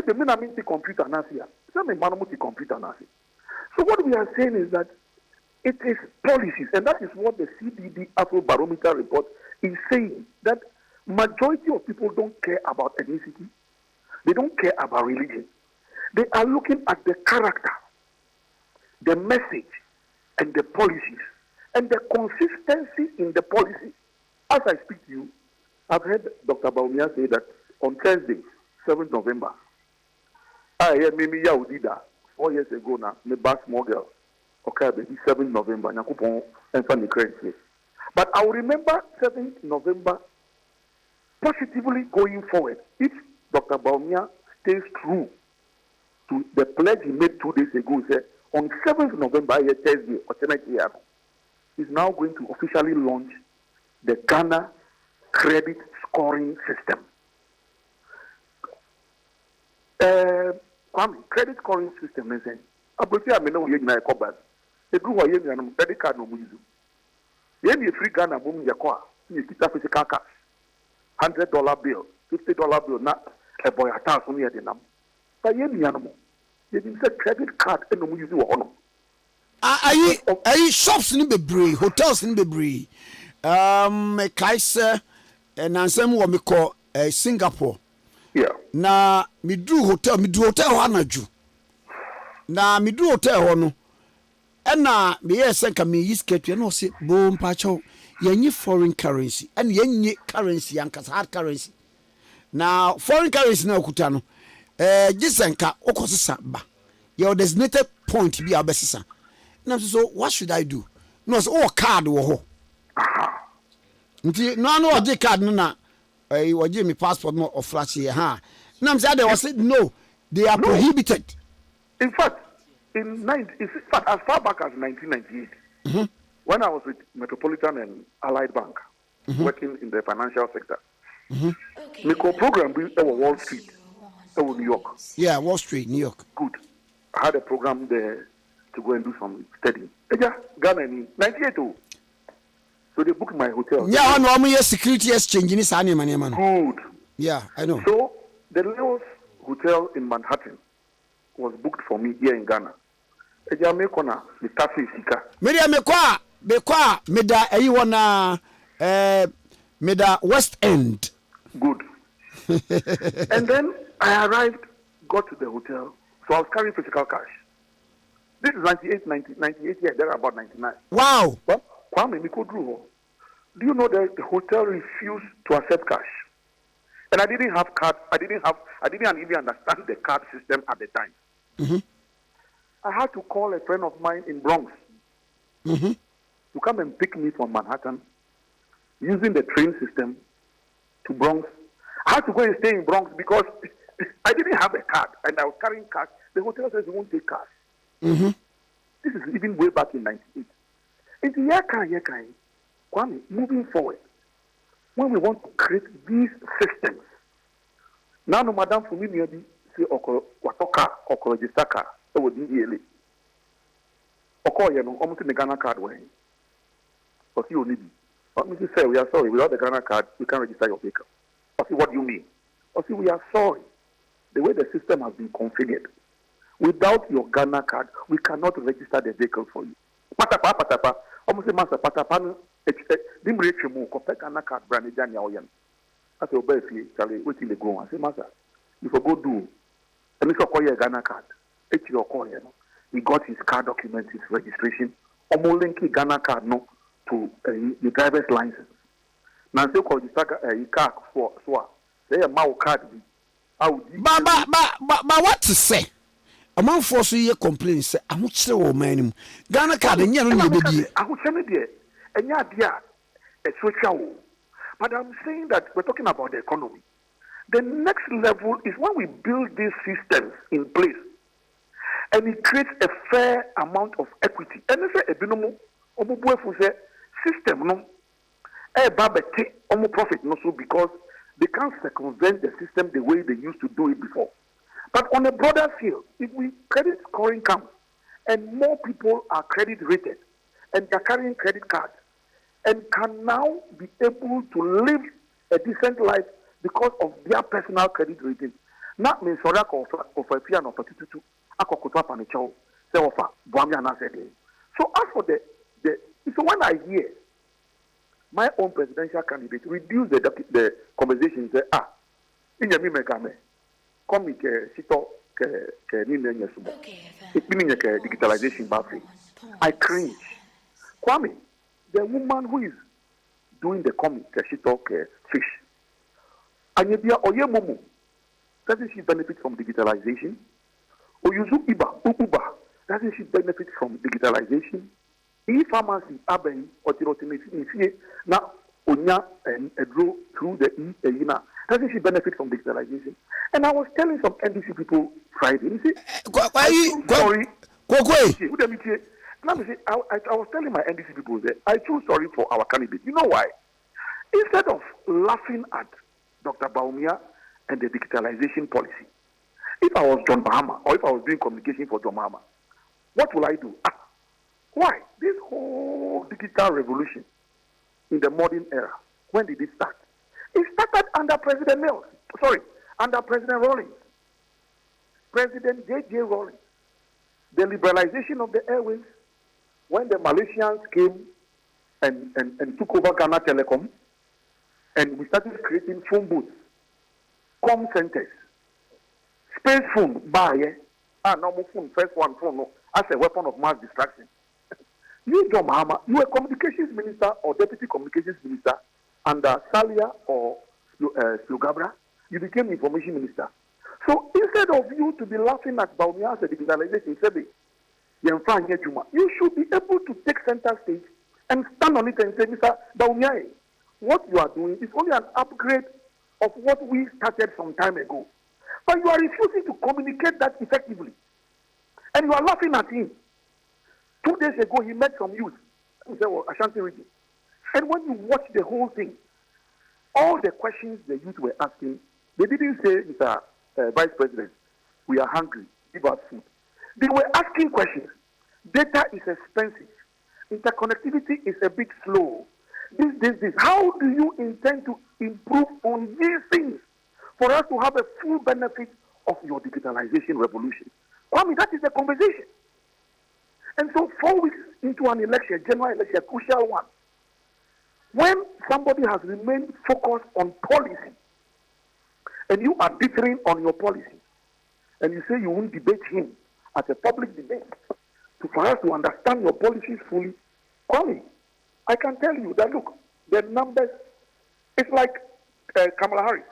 It was only yesterday that Iowa polls, a very important state, put Kamala Harris on top. Because at the closing of campaign, and they said Trump is referring to Puerto Ricans and Hispanics as garbage. Yeah, Ade. I'm telling you, ODD attempt. So certainly, just yesterday, Iowa put Kamala Harris at 47 and Trump at 44.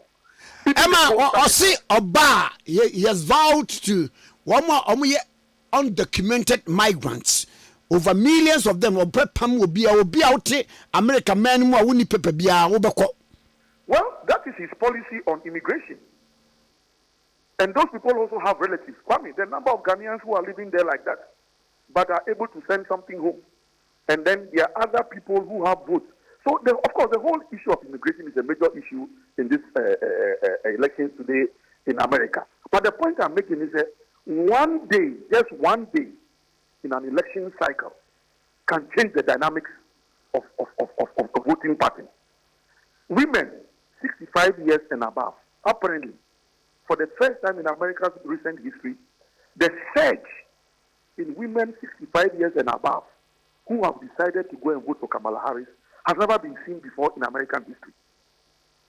And you, Trump, you are standing in your final closing remarks, and you are eulogizing your white Caucasian skin. I'm a white man. I love my white skin. I love my white skin. No, in Scotland. Appeal to black voters. Will you be able to connect to the black voters? Kwame, the point I'm making is that communication is critical in every election cycle. So here in Ghana also the same thing. So if you are a former president and you are not connecting effectively and you want to continue to take pot shots at your opponent like Trump continues to do, always want you to take pot shots at Kamala Harris, it gets to a time where the voter gets fatigued and they say, enough of the pot shots. Can you please tell us what you will do differently? But it's as simple as that. Kwame, so we still have 4 weeks into the general election, and there's time for people to change their narrative if they so wish. But if you want to continue on that tangent, it's up to you because people are now tying their votes to policy. And I'm saying, go and check the recent CBD Afro Barometer report released on 25th November, just a week ago. If I'm lying, come and tell me I'm lying. That religion, ethnicity means nothing to majority of the voters. They are looking at character and message and policy. And that is why it ought to be. We must look at policy. Otherwise, ethnicity. Look, Kwame. By the policy of 24-hour economy. Ebeba se adwuma no yebe empower industries. Ni abanyuma ni ade ama baabi ti se passport office. Wo behwe na backlog no ebebre. Wenum beba na wenum akọ, thereby creating employment 3 times triple. Na adwuma ba ko. If the former president Mahama had agreed to go for the debate.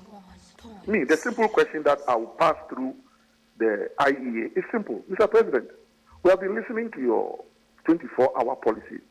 8 hours, 8 hours, 8 hours. A simple question I want to ask you, sir. 8 hours, 8 hours, 8 hours. Thank you. So I go to work 8 hours. I close. Kwame Tikese goes 8 hours. He closes. And then Isaac goes 8 hours. He closes. I want a simple answer. Are you dividing my salary into 3?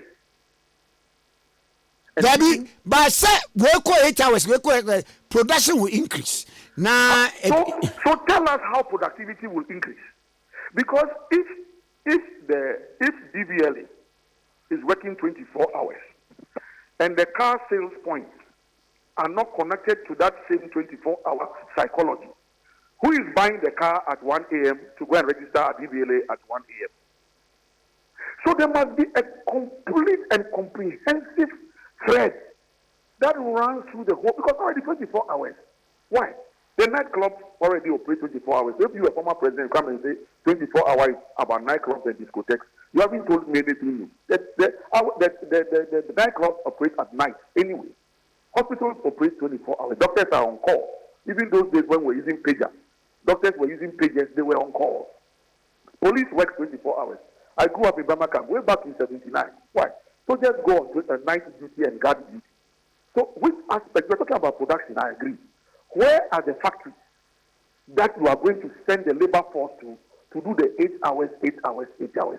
If you have the factories in place, because if you create a 24-hour economy and the factories are not there, where are the people?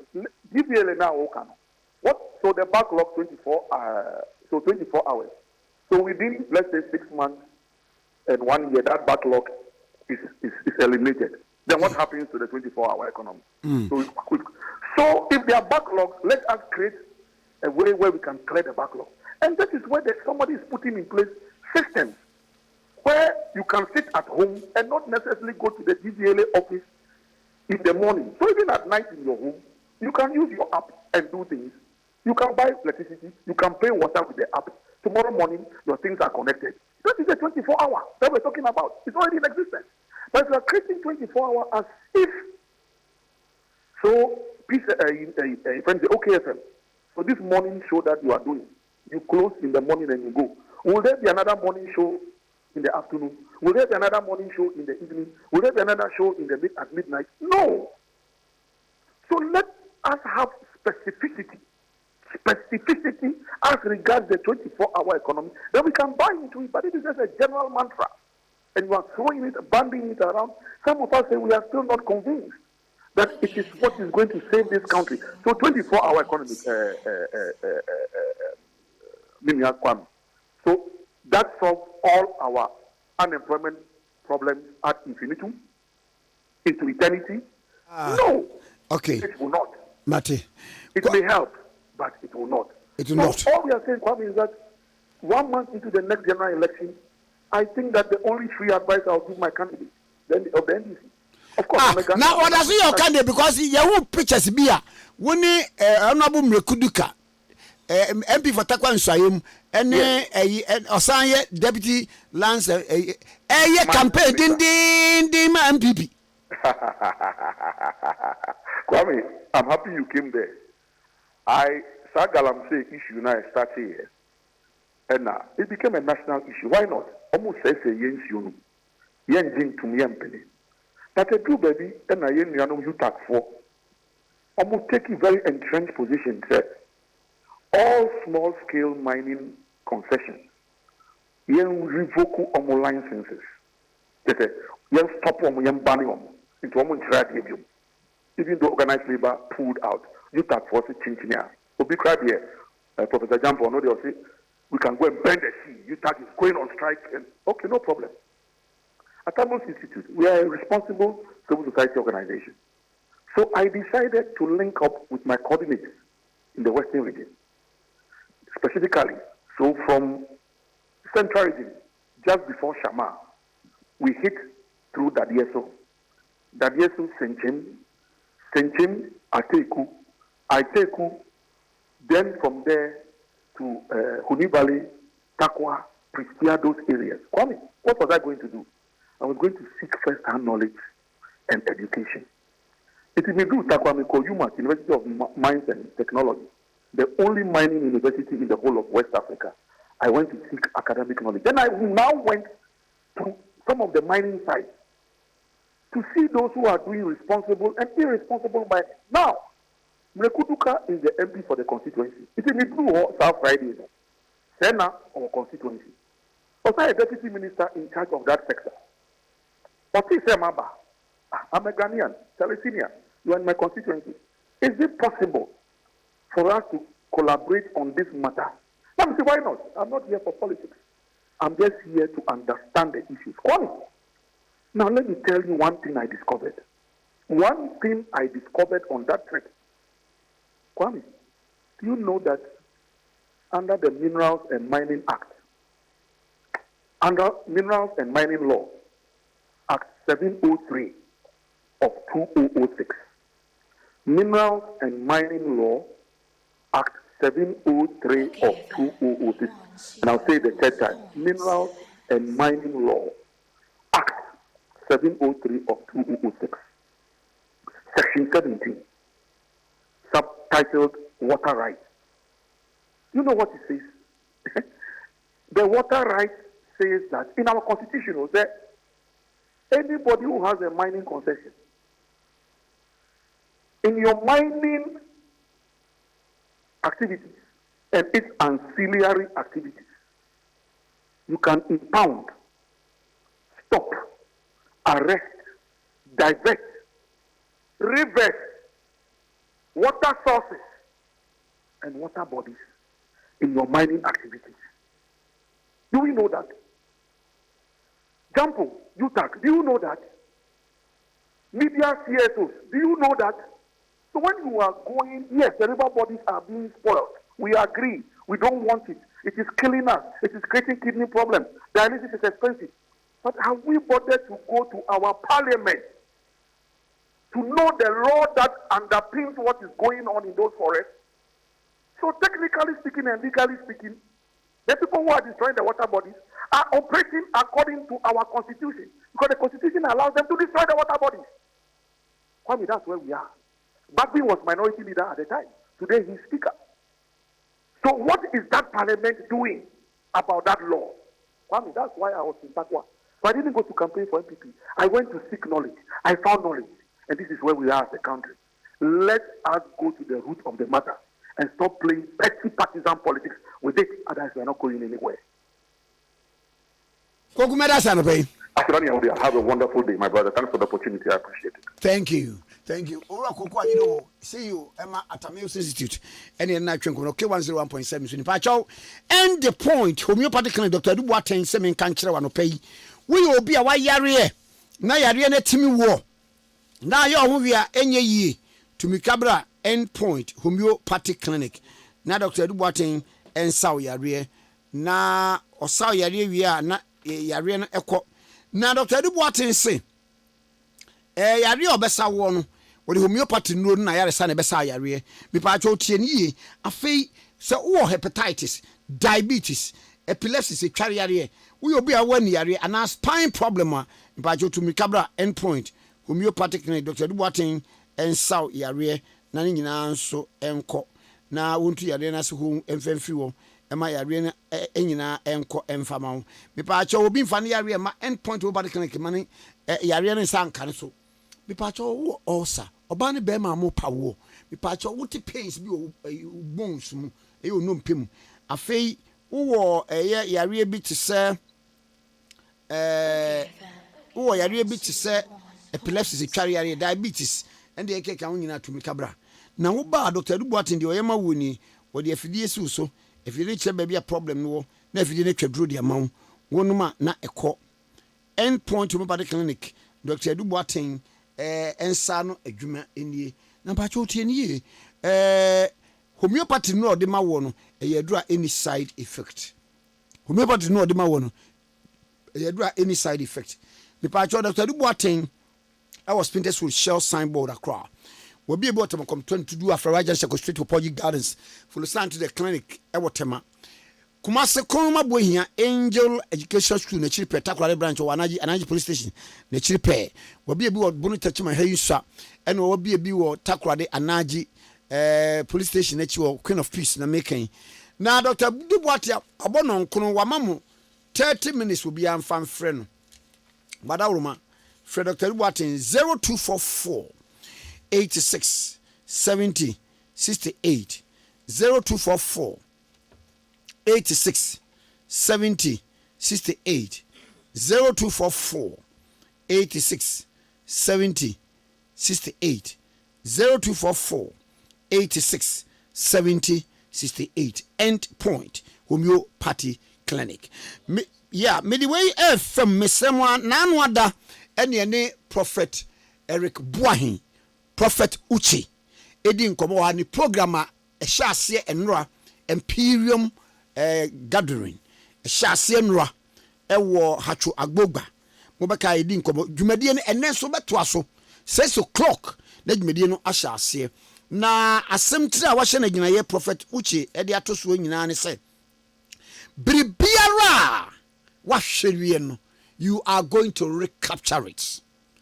Adia bia na yawo dia akodi nkrofo bi nsem no akodia manoni no akodia na fontem no animonyam bia na yawo dia ahwere wo no wonsa esa beka biom entigumadi en empacho 6 o'clock pepepe enyi wo mfrim ebeto aso saa kopem memne da na kwasiada enti Prophet Eric Boahin, Prophet Uchi Imperium program no modern say odo hu behim na mebo number no enche na wonso wahu na odo hu ahyem amana ayekama pa sha ase ene enumere no nsia o chana so sa Friday sa Saturday sa Sunday enso na odi ewie entikai Prophet Eric Boahin ni program no amo hu be box any TV so ne ade no Imperium conference no me pa cho baso neso ye sha ase enura na krabehwe adwumtufo ahodo ni nyina baby Empress Gifty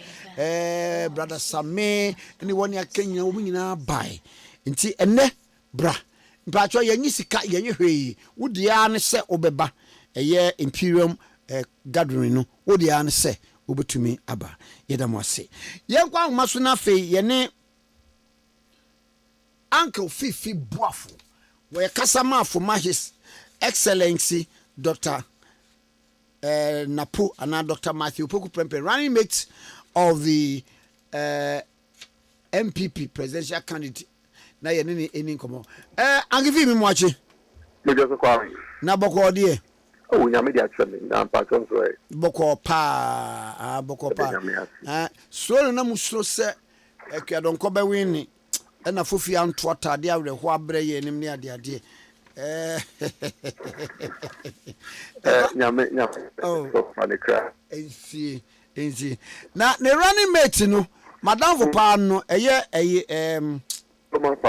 Roman father na nanu na eye His Excellency Dr. Mahmoud Baumi ahia eye eyifo no creative act for no na onu obusa question no Your Excellency, let me introduce myself.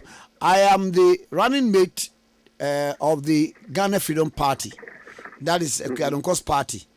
Na onkofo asosidim. Oh, you maybe why you fine Ghana how? And now obusa question say, Your Excellency, in case you don't win and you win, what will you do for the creative arts. Running for the currency.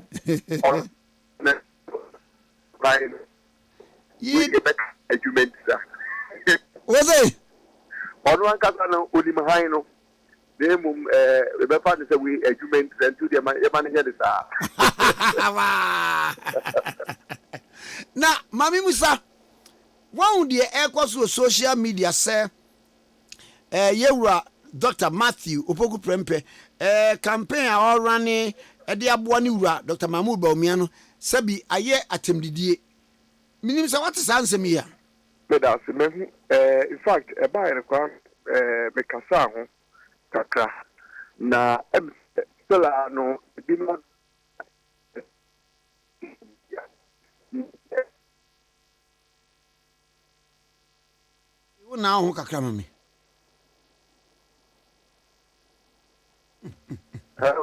aha me ba cho mimtio aha capital radio beto so capital radio for kra na e kan say e flyer say wakodi amrafo ene nkranfo atem capital radio no a mo ka security and capital radio post bi asa many panan ka say ordinam no or security say o kan asem no wo he e den ne man kan asem no o fa ma wo no dia ba beto keke no agya to no ko people are sharing it on social media. Edikai Dr. Prempe ND in Kranfuatem. Edikai Onidi Angunafo Atem. In fact, Onina baby po embo mudimpo nkasem. And nipa or this asem ne de betu social media. Say eye bosrimu kasempe eno de aba betu. And unfortunately, the harding on say ene no obit me who do social media. Yeah, call journalism. You say, accept now, okay, why the car here? Okay, what here? Then you know, car here, who, what, where, why? These are questions you need to ask yourself. And son, accept no crown, no where be that? When we now we are so, but once here, there are two social media, many partner for hook, line, and sinker. And yes, on what you educate you, no, I can't share at the amount of four. Your message say, so who be this our social media? Mr. Bisa say, I send a nipa chrono at the abatua, name so much, ya may share dino, a no cray. And then the men who say a no cray. Because they say flyer, no, any media house, or before KFM, not there two or no, two be media full being, or say, okay, FM, crowd security, and on to security. Mr.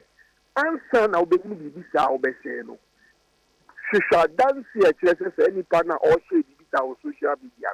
And if the person is even claiming, say, if the media house be at least go to the website or the social media pages of that media house. Because let's say, I'm the father post or a better than work as OKFM, they post to PB, and I flyer. As we go OKFM platform, in your name and number. And uncle for essay. Your best say, now put a more grandfolding castle or more votarians in castle. It's a complete lie, proper, and will be able to and what kind of the other. In fact, Capital Radio for Crown may I see, you know, even though we issued a statement to claim, may I say, because Mr. BBC and security. I've gone to your site. Bibi say anyhow. I'm sure you have busy. Bibi say anyhow. You're supposed to be at I actually saw a couple of. But because I could be a new year or say, yes, say, and grand for the woman comic shitoa. On the former president, Mama Neko Cancer, and the Naponka. Oh, sir. Man, in fact, I don't know. I have seen a video. Former President Mahama, I said more can for and can for say, or say Dr. Baumia Soria, or say digitalization. Now digitalization is big. Yeah, pedokuru, any chinam, any meku. What's the digitalization? But this particular one I make one to me. It's a post that there is circulation say, or say na post say. I don't want to repeat it, but just so Obienwa. A bit clear from the Pakuni Simno. Napose and California, I before Ghana, how? The name is of Mecca and Okra. wa asem we pa no just obi to me special ni ano semester if you see any such publications are verified and found what say because they say no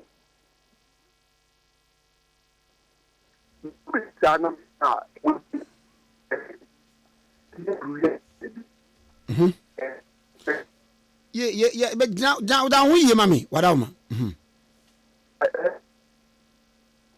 okay down we mami pacho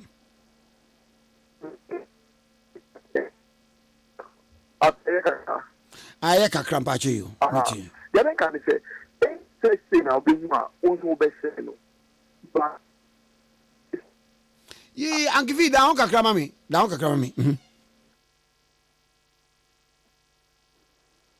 ye wa mo tekam ya yenko enye no say Dr. Prempe abon kan fodin ana agbefodin aka cemetery won sa publication na wo social wa tokene na ana chere say we fake news eni say obi so because of network maybe am na me no okay saa no on kai na so obi e de saa de ne beto film mu sharing fake news because all your mama for kasem e ti say na to bi so no e kriti abufuo e kriti tension ahead of election you better so many party are unpopular but your mind na wo say no because as I bet is how can the phone be here who criticize president now who the abufuo na de ba o mind him and he say about 20 years so maybe it is also na wogiri sadi enti na obi betumi abo sirimuka aye saa ne men Kwame about 2 years function no na Kwame is something obi kasem tiasantefo a ebe de yaw e de beba wo bufu de beba wo me de nya santi me yire ne ya santi me ba o kasem tiasantefo kwa na epindo santi danza me ya beba o ka ma pana okay 101 point me ba to dan hu ye mami yes ye already dan hu ye kakra dan hu ye ankifi dan hu ye mami na ifie mfa nkomo ni nwie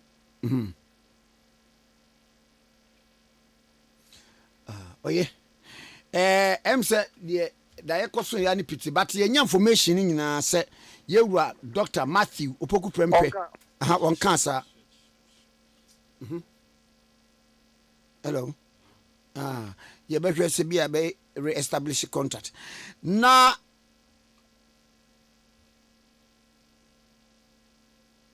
meka Imperium gathering ho asem Imperium gathering na meka ho asem na esem tra wode atodwumedie no so eye agidifo nhyiamudi a ye friend say total recovery na che said ye awurade emu no de wahwere nyina nyankopon mu no wonsa ebesa aka ye ka say o recover eye apomuden na wahwere a obe recover say wawo ene kwa akiri a obe recover say ye biribi ene otamfana gye afiri wonsam a obe recover say ye nimonyam wode nguase asesa a obe recover apagye wani monyam no eye siyedie eye sika eye akwantuo bibia na Prophet Eric Boahin, Prophet Uchi, Jumedie wono ene da no na ye hyase enora ebewie 10th no eye Sunday and 4 to 10th November 2024.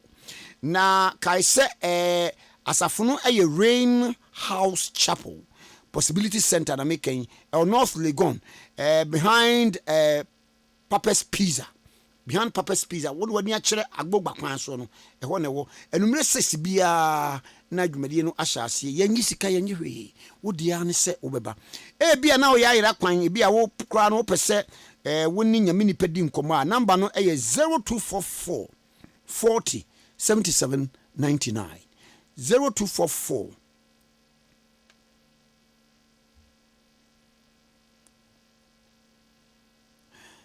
number ne 0244 40 77 99 0244 40 77 99. Imperium Gathering Total Recovery.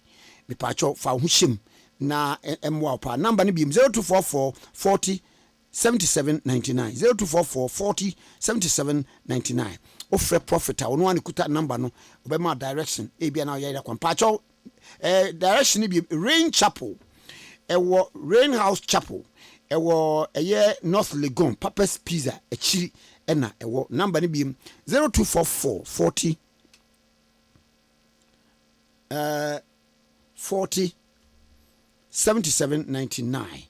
Okay, 101.7. So anyway, ago yanka jangum kwa Kwame na America fo abatwe Trump ne Oba Kamala obi bese Kamara we no ye Kamala na Kwame ma memra other stories so Daily Graphic emuna ewi ane de dia ka to aso Kwame story ewo Daily Graphic do bokrata no eni mu hase no eye the West African Examination Council eye wayekefo na Kwame wayekefo nsemo mu dia tudwa ene se ewom se ye the new curriculum amba a ye de be adwuma ewo senior high school then to grading system no a now the American the American elections no Kamala Harris na make us say obi ye waseko akosia mo se Kamala ada na monye ne Kamara mba cho ni din no ena me se yenim ho hwe me ne Kwame yetu yenim ho ye nye ne wo no ye tu ne din ni eni ho edin na L eti se wo R eno L no udane no de be fa bia mane mfa kwa Kamala anti Kamala Harris Kamala cause your language bia ewo bia what mu hada ewo say Arab or kakageti akra na arobebem kagetra yeah okay sure yampa mpa okay na Europe boy Keretia Keretia Keretia as Keretia or say isn't it I'm gonna in it it Kwame story na me kano West African Examinations Council wayekefo o masemo bodi atudwa say new curriculum na ye dia ma senior high schools no eno nkyere say junior high school grading system na yasesa no BECE grading system no unchanged ejina baby ejina curriculum ayesesa no bibi asesa no grading system no de na ejina baby ejina wonya aggregate 6 aggregate 6 wonya aggregate 7 aggregate 7 wonya 25 wonya 30 30 curriculum change say the grading system has been changed and sister bia my say the binomo kano no 85 oba no o calculate alpha subject insia no the best 6 no na wabu ho akunta ekodu say so 7 or 8 no afa akoda bia nso anya school this year yente say akoda bi say yamfa na nto obia anya bi di wo mo mpe na system oba tan bia ne benya 34 ene wo complain say wo mo nya assess kura no anya school na memba no nya adodo so no dwen se dodo no na ye me se dodo no obi ape dodo no bibi ba na nya 34 onya school na ni so abre no wo kan Kwame na we onya nsia pe nsia mekwakura nkantre nkwam na nsia pe nso so mafa no Okay, Matiwa yo akona mini minister di nkomo no unso oba ye na be minister na no hye ase me get honorable Dr. Oseye Odutwum and no say there must be a change. Now the reason why there must be a change, you know, any say wo be fa nkwala no school no tete wono de na ye ye ne 1982 no eno an nkwala ndi sua de kosia ne se Kwame de wo kan se say nano minister churchrimu Dr. Oseye Odutwum Dr. Oseye Odutwum efa Kwame new curriculum educational reforms no our the by it must reflect okay the new trend and then the new system of education Kwame yeah modernize the educational system what's Kwame read chew and pour bia what's a mekan wa ha say last week Friday no say ebra wo bae no an odin sesen ba na ehun bi da there were resistance. And na bi mo kran as a busy why tintintinti ba Kwame ade bi wo ha wo ye na wanye tintintinti am woni anye de na wonti benye ye krom ha sa wo ka sa wo pese wo de nsesa ba wo pese wo de reform so ba na Kwame wanye obi a woni eden na wanye tintintinti na wo so de bibia wo be meeting bibia wo ni nkofo because ade bi wo wa nipa krom wonim na ni so o sa na Kwame bi everything rises mo Kwame everything rises and falls on leadership. Dr. Mars Moreau the late Dr. Mars Moreau was see everything rises and falls on leadership. And leaders must lead. Yes. And followers must follow. Kwame Ankoyi at the end of the day when ebebo nidi. Who the leader? That was said duchum ne ebebo nidi. Yes. Say Ankoyi Kwame nyo no nidi ne ebebo. Sa eti no na esese wo ma na ni ye dende ne nan si fom ye de esese wo ye. Kwame na wo ye no. Ankwale ye omu kofufure Kwame. Omu ye courses a ye de am wo mu no timi say current courses a akosie ebe bua nkwa na. And junior high. Wo junior high school a courses bi a aba aviation science. Aviation science. Beautiful. Ewo Kwame junior high school. Wo pese wo be wura pilot, wo be so ye pilot, wo pese wo ye weaver. Ye ntwen ma wo junior high, ye ntwen ma wo nwie SS ana bibi sa ansem. Da bi ye ntwen ma wo kura wo nwie junior high no. Emuna. Ho no a wo be start asua. Eti wo ba SS na a continuation of what you meant. New courses aba no I will roll it out. And I'm a friend penny for no ma chechirim. Yinya ye yewura Dr. Say odi twumisa no adwuma. Any Kwame I think say wo be ye nyina favor. Any abatan bi te se me. Mo be ye nyina favor na say de wo kan new curriculum no. There for junior high school for senior high school no. Na Kwame wo be chichim courses aba bi mu kura nim because obi wo kwa no person ne ba ko secondary school no ko offer. Because obey aviation science na university kura na nhye de ni ho. Eno gi so ko special college bi. Ansa ampa Kwame university bebre no ko private do our colleges no makwa kosu aviation science ni ade. Eti Kwame good ye hear more chechire mu my more light concerning the new curriculum no. Na wa me hu say ebi ti say general assess mate say so many courses abeka at the secondary level. A reflective modern trends. Yeah, computing ni nyina. Yeah. Ni nyina ye de aba be rewrem. Akọ bayi me ba Brian. Na me to ayi bi buy CCTV cameras bi buy. Na e buy na me frɛ omo so omo ye expert so called experts. Omo buy no na omo hunu nani so. Eti me ba no free school buy no na me jai man no or watch motor school. Eti me buy no na me say were you able to do it? No so weni nti ena ma de no anya adwuma. And he was able to explain more than what man so am expect no. The reason you wait because when e ka bom entimi nyere we. Akosua ene ye ma no wa mo so phone no mu a wa mo ni mu sen. Omu ni mu ampa Kwame. Kane na ye sua French Revolution. Ene Dr. Say odi twum say we kan no what the educational revolution. Innovation STEM when ye akosua ama schools ni bi say wo pa bra obere. School bi na e man fia na.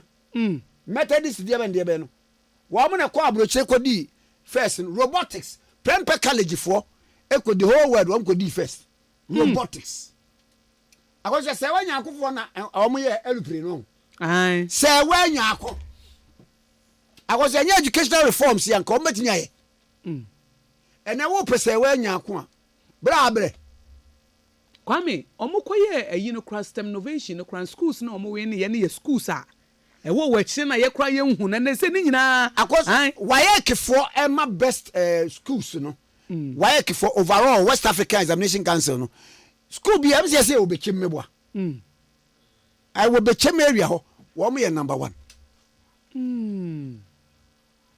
ebetwa mfansepim wege hey ebetwa school ya mekoya enima de bebrebe okes ebetwa prempe twa was etwa additional Augustins enom ne ade nya twa prempe no obia o omutwa omunyina yewura ye da ase koso aye adwuma na efaboa omman na man so eniyi ago ye hwe se beje bibia aka ho papers ni mu bebre wom kwa memfa bi mran sa na wa home so Kwame nti BC no ho asem no eda ha na teacher ni ye the best teacher no Kwame ye man no 3-bedroom house teacher ni ye man no your friend say wonya best teacher award no Kwame a finished 3-bedroom house and na yesi and ye de action na Kwame wo chira de wo kindergarten e wo Madina SDA ho na teacher ni no ago hwade so wo osaye kremuni ai chira de wo SDA Kwame efeke go nim say me hu story no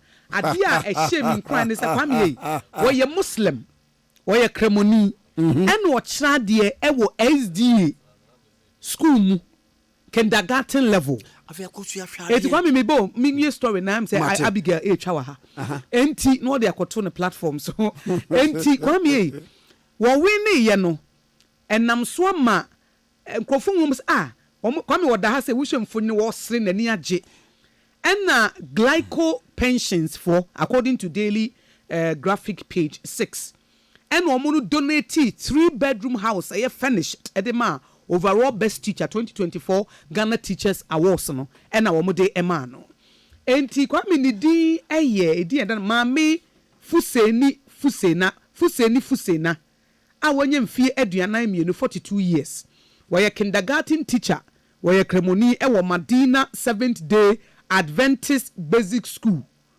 na ya recognize no for the dedication the commitment to young minds e mabunu no se wo madwene mu ebeda ho etianam so ema glyco pensions wo mo fa akonya no so na Kwame wo mo donate sa item no e de ema wo mo ama e ho asem ni nyina eda ha Kwame aye enigisem kese papa a chese wo hwe obayi enigi a aba na komam ene de akoso a na Kwame fese wo benya basobɔ na eberekro no ano Kwame yebetimi aye bibi seye ede ama wo nti Kwame story no se me bo ne trofa na ene se Mami Fusena wo 42 years a wo chira de e wo Madina 7th Day Adventist Church basic school ho no chira de wo ye kindergarten teacher wo ye 2024 Ghana Teachers Awards only a man a teacher overall best teacher of the year na nam so ma glyco pensions donated 3-bedroom house furnished yes mu bibia wom eti Kwame 3-bedroom house no one fa hwenko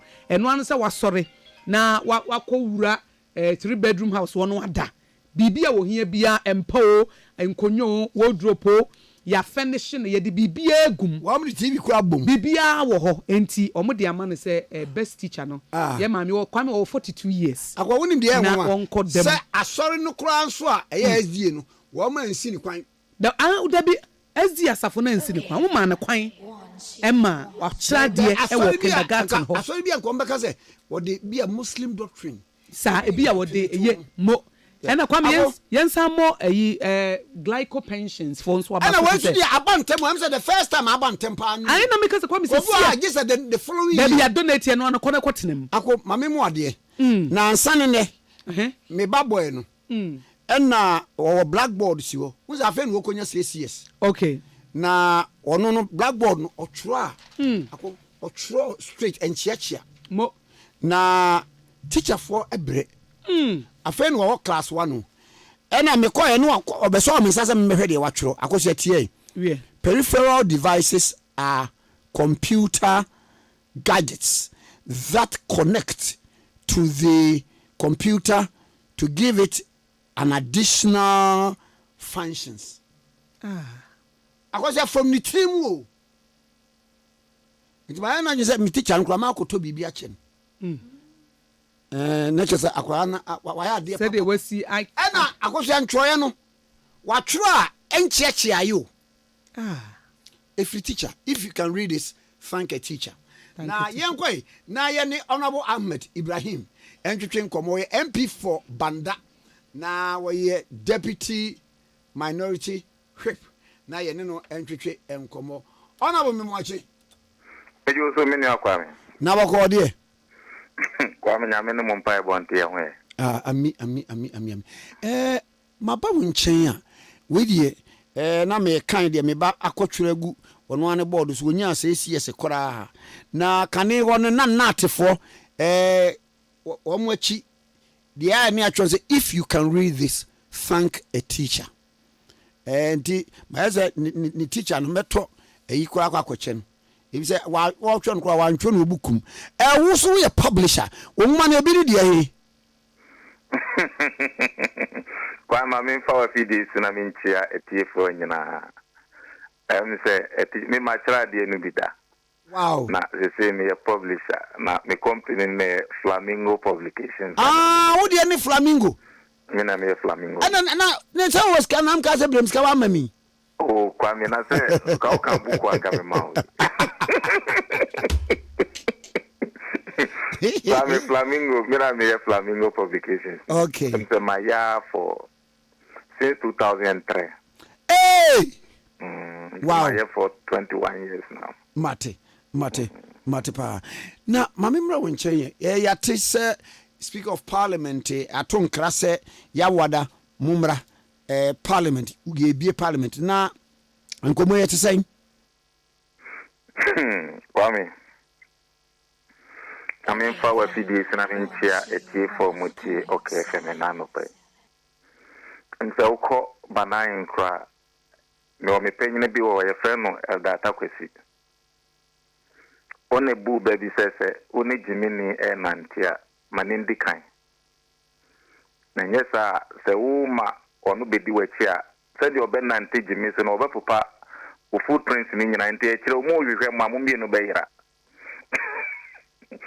na so ma onu di kan na o nanti se di basa na wo di na chi a akire o mo hwehwe mo a o footprints na e di akire no mbehwe no no mo akọ baby amo Na efasema ye kan hu ben. Kwa me de mi kan nyina ne se asema wo kan wo kai se penyi di penyi kwa me.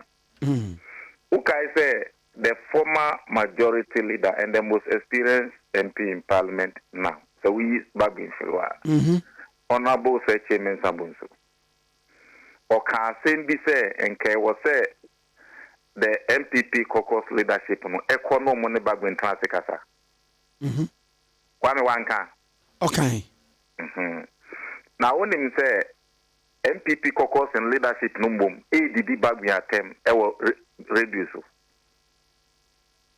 What ma dina tem say? Ai, Kwame mo si o bias or ye satanic, den inse me bebri.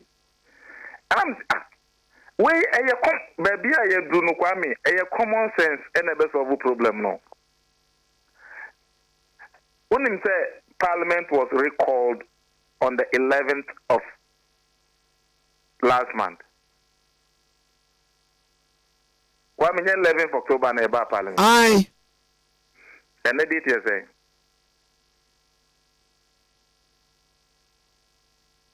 And now 5th November. Kwame, 1 full month wasted. Nothing has happened. And this is not a concern to them. Omu nyine we hu. Kwame, baby a ye dru no, ehia se mpanyimfo ebet sinkonya adwene Ghana no hu rather than their political party. But ujiri party hu bibira e ma wo ye mistake.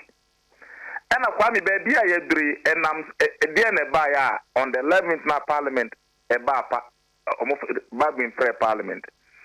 Ye buy from 11th to 18th.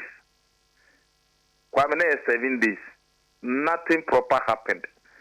And minority for no boycott to MPP for no boycott to Parliament say Bagbin and Sana no omumun tra them ho.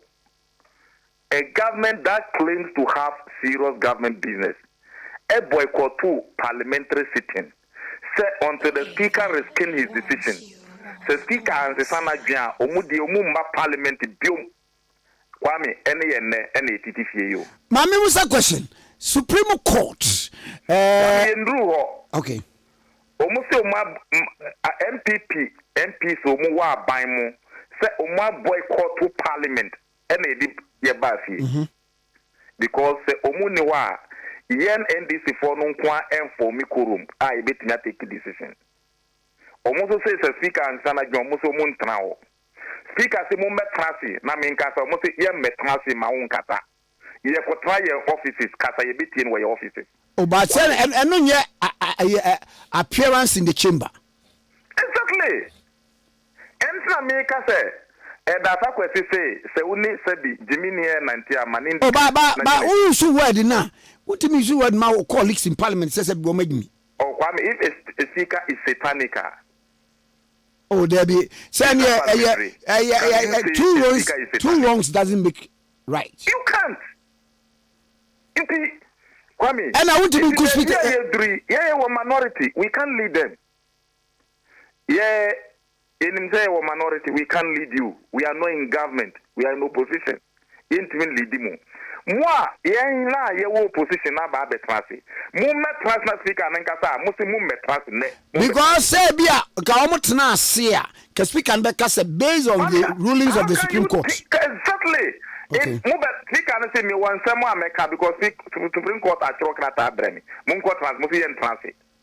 Na Kwame, say unu papa no say trans na minka say mu say papa min transi. Me ko jira bontin ka kasa mitie.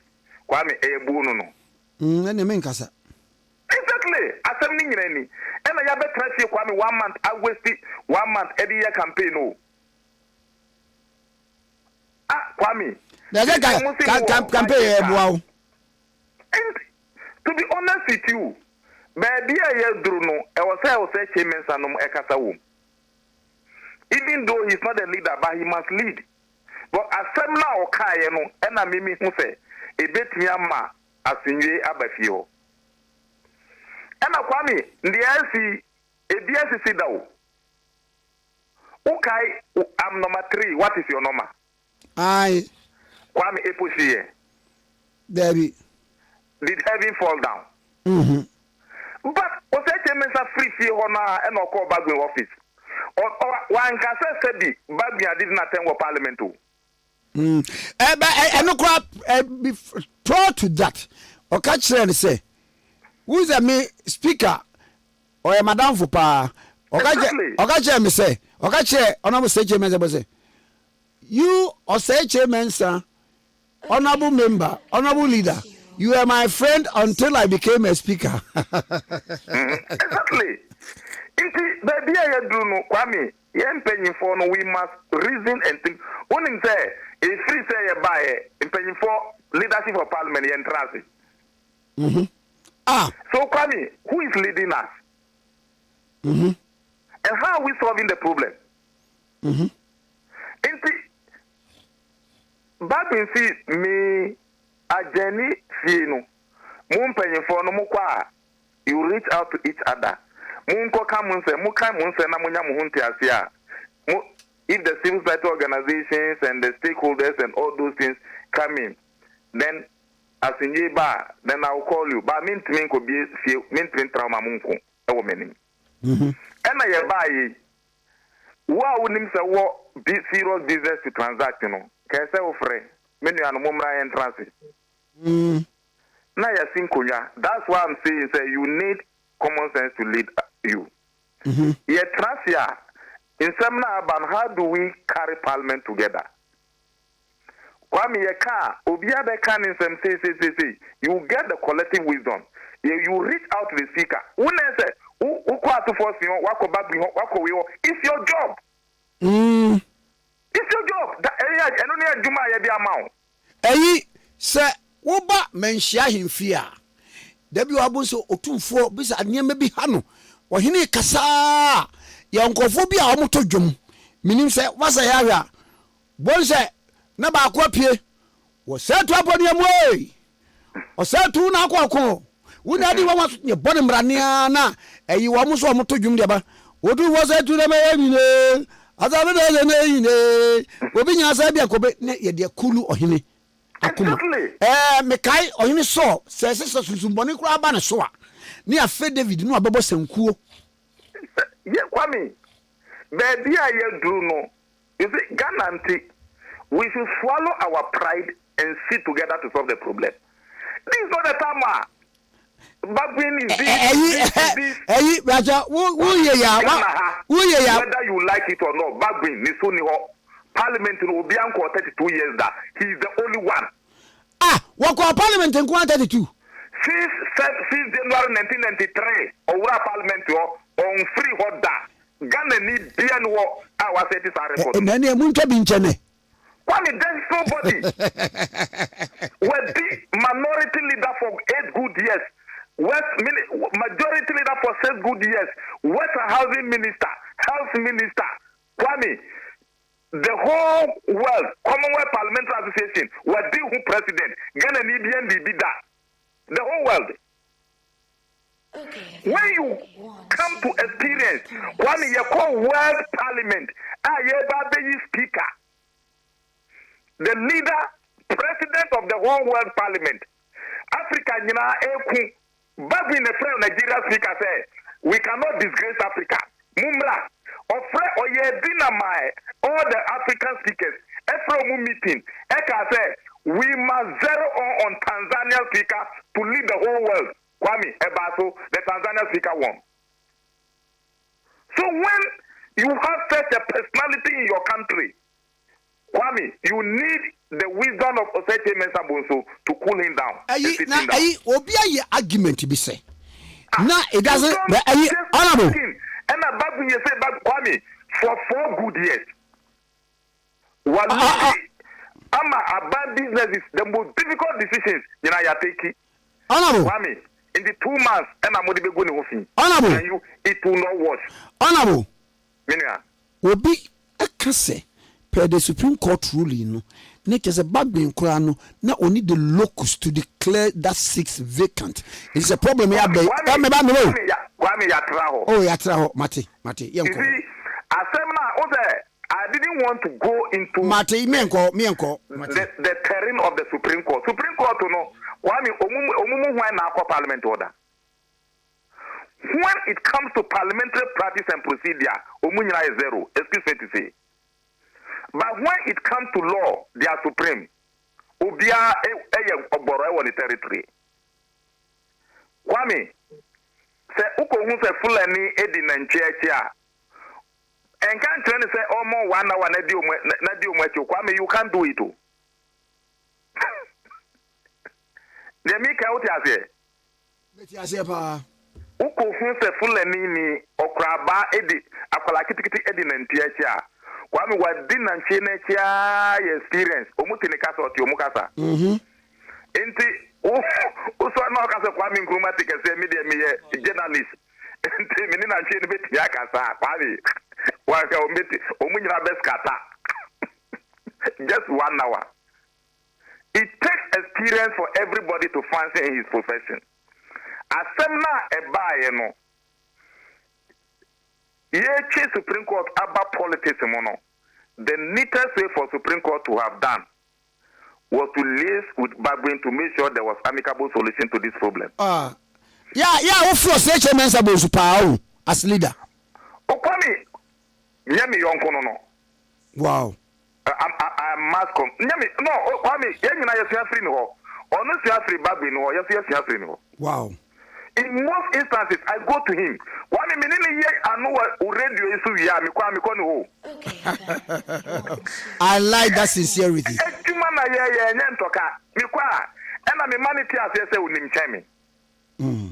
And it is something I must admit. One more Parliament for 28 years. One for 16 years. Can you compare 16 to 28? There be. One needy minority leadership for 8 good years. And the majority leadership for 7 good years. Was I deputy, why chief whip, abedi deputy leader. In those positions are we are training in a Kwame on what transfer. Now I one more say, one we in free leadership no, and I what was said the entire me. O Kwame mean nti o mo free. Area. LGBTQ na LGBTQ. I don't know tia now of was. The way I now or support to my passing in 10 terms because none is often in a kata. Almost stop on one stop when no more in free. Kwame eba edumanuma. The things about the one as speaker. Eba parliamentary practice no more. The guru from Moho. Me respect you mo pass winning me. E you say Mensah Bonsu ne mutaka. You can't take it from them. Na mutaka so dey ntina mo yinifio. Mutaka no Kwame, I was in the leadership. Let me say any day a oninko for being and some nearby. Okay. Matthias. Because Uko Pan-African Parliament ya. Unizo Finance Committee or Mutaka ne. Oh, wow. Yes, he's the chairman of the Finance Committee in the whole African Parliament. Wow. So sometimes, Kwame, I don't want to go into certain issues, but a bad effect problem we can call on Mutaka, call on Haruna Idrisu, call on Cheme Sabunso, call on Rashid Pepo, the former leaders of the House, call on Jogati, call on the current leadership. Yes, think Konyana yes solve problem no. It's not a matter of running to the Supreme Court too. And you'll be on the bet me I feel any amana you. I don't know. My info Monsi. Debbie. Inti asema abano. Kwame efutia medina we fidie so aka the MPP leadership in parliament and he say they must stop attacking personalities and reason and take Ghana first. Because Ghana Juma baby ayeduri aka 31 days na yakoto aba. Kwame uni say yentimi 31 days ni na kwatra parliament o. Inti ugate o mi wo bail way inti bail way no Supreme Court na be pass. Let's reason together. Let's what is the problem? Kwame, you pre for majority minority in the next 9 parliament for 4 years. In 15 days ya okay, parliament ya 33 days ya 1 week or 2 weeks. Into 1 week majority 1 week or 2 weeks. Kwame, PNC CPP almost omukwa kwa ye meja. Wesi yamfa kubeni nsi akukọ no so. Wesi yamfa akukọ no nsi kubeni so. Kubesi akukọ si kubesi sa akwa mi omanti ya meji. Kusimbo. Ghana politicians dey Kwame. Bebre hu ya michi. Kwame, on a very serious note, the former leadership and the current leadership and the most seniors of our parliament I was say after your marking and don't pray no and reaches out to them. Okay. Say you think you solve a problem no. It is not a matter of who is who. Who is who no said 1 month in a call. Debbie. From 11th October up to 11th, 7th, 5th November, nothing has been able to be done. You call Parliament about the okay, record the after your marking here. Aye. Yeah, by and so nothing has happened. So in practice, from July up to date, Kwame, nothing proper has happened. But omuno yana parliamentary calendar near Juma no omun for money and we. You have to analyze it every day, every week, every month. Men fan say post na wudi and na dia na maye or china dia na meye adecha dia na me by this time what can I do? That is how you program parliamentary business. Meye den na matimia ye we e was a mini way kasa that is the job. One and yet throwing your weight say me wo post che we me na me de o say che men sa no ma anye ni sa bagwe no ma anye ni sa Badwin a minority leader. Why don't know Kasapa? Ananaunia. Obey a majority leader uti in Kasa. Namoha. Missy obey a majority leader na said the non Kasabium. Debbie. Yes, minority leader no Ukasa. But the young majority leader I was South Kasa no ye Jumano. Inti yet Miko Osaka Mesa Nanya.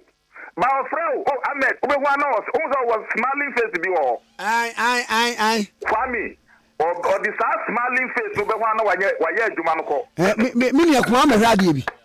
Kwame, okay, and Mrana, yeah, lady. I'm minority for that. I see a walk out. I was to Timbrika. Mr. Put I think I've put the question.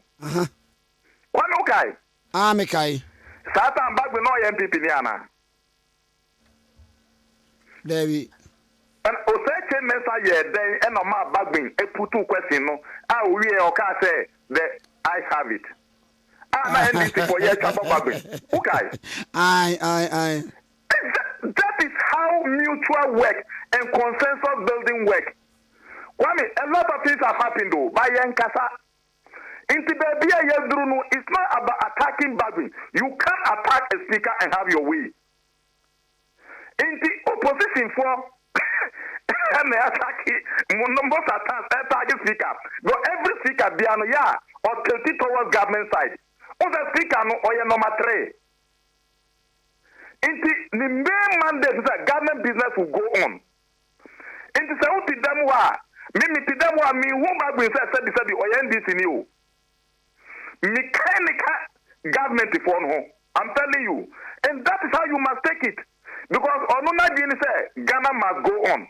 Government must run. Parliament must run. Onuna Jini no. Inti Pendiano Okwa Nawa China Diaba Center. Okwa Nawa China Diaba Center. That is the work of opposition. But the wa oh yeah Jumanu Mauno so some Bejina say who attacking now. Kwame, can you have your way out? These are some normal dia me must free. Bagwe no ni Dr. Kumbo ni Kletus Avoka ni Aruna Idrisu ni Mutaka ni Useche Mesamosu and no parents anymore.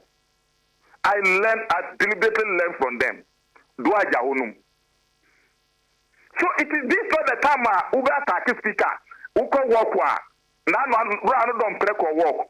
Owie walk no chabo Bagwe nam say umbum. Wa we government chief whipper. You should be leading the discussion and the discipline and the welfare. And our opposition leader. And the Yawada Yabekwama. Now, send your Mokotana and you be. Oh, Kwame. Nipasi Betras Naminkas, ultimate Metras, and our Metras over that in Oreca. To be honest with you, say Umu Betnasi. That day now, Babin so Metras, Umu Betrasia. Kabagwin Kobeka a commenting on the Kobeka the message. What I'm telling you. But nanka problem as of but Muslim trust. Now Kwame say also can Quran Julia Trase. Me and you say Obeka say the Supreme Court can what the man now find you. But no money say oh yanko oh ni choice. Why ni choice? Obia your friend to the bar 1984 na yen wo. Okay,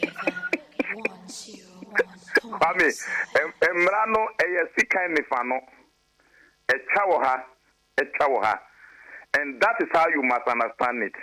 Ah, 1984, you're calling to the bar. I'm telling you, Kwame, 1984. Hey, you know for any. Kwame, more Supreme Court judges in Abia and them. And the next is a lawyer, a cry, one cry, I will tell to Kwame or Moon. Kwame, or no, 1984, no, yeah, Jumao, at Chin Chambers.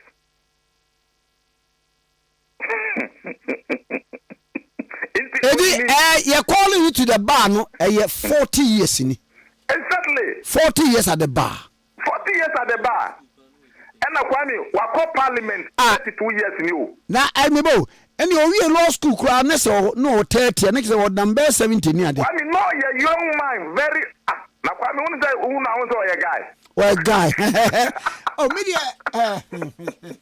Kwame, oh, yeah, guy. Even at this time, Nanti say, Westminster Massa. What is that? Many interview be our ha. The then member of parliament, the minister, no. Was my brother. Come and let us think about the interview we are going to have tomorrow. Well, I mean, on a very serious note, the whole Africa, Yokosia World Parliament will be a picture man. Mamina was even in this our mess, all the speakers of Africa, Eba Ghana, he was re-elected as the president of the African Speakers of Parliament. Wow. Even after say last week, Yao. So you have such a personality. Other parliamentary speakers, Nigerian speaker, Tanzanian speaker, South African speaker, Egyptian, Obiatu Chemano. How can we have this crisis? By Ghana for no. Yeah, sure. So Kwame Nkrumah Tikese we say Kumasiano, no Mampoaya no free. So That's how they look at you. But Kwame, your expertise what you hold this your program for this long period that Ghana for at least is still the most listened morning show. Kwame. Hey, wow. People are just looking at where you are coming from. One the expertise Medeba. Exactly. That is the problem. Inti yen far back when Nuntunchen. And was said that there both current leadership of parliament. Ni obia wa hold leadership of parliament in Dabiano, we must all come together to solve the problem. Okay. What do you do? Inti Kwame, uza mintan kasawo sa parliament on pass we hu batabata. Inti a min kasa batabata ne say minim say be bia do ye na e wo say ye solve. Inti say mi kasa bebrea min tumi nye action no. And this all be so producer most of the time of premier and minister wa we there ye na what say so winti jam na yenko so and the solution is simple e was say you swallow your pride why me pride even e do beko em van ko baby ya result na yenka say una otimi ye by say me na metimi aye me na metimi aye ade no nsi na gira ye pe ni obetimi aye wunye just go swallow your pride go okay. Honorable Jogate, why a second deputy speaker? Honorable Osechi Mensa Bonsu, why a majority minority leader?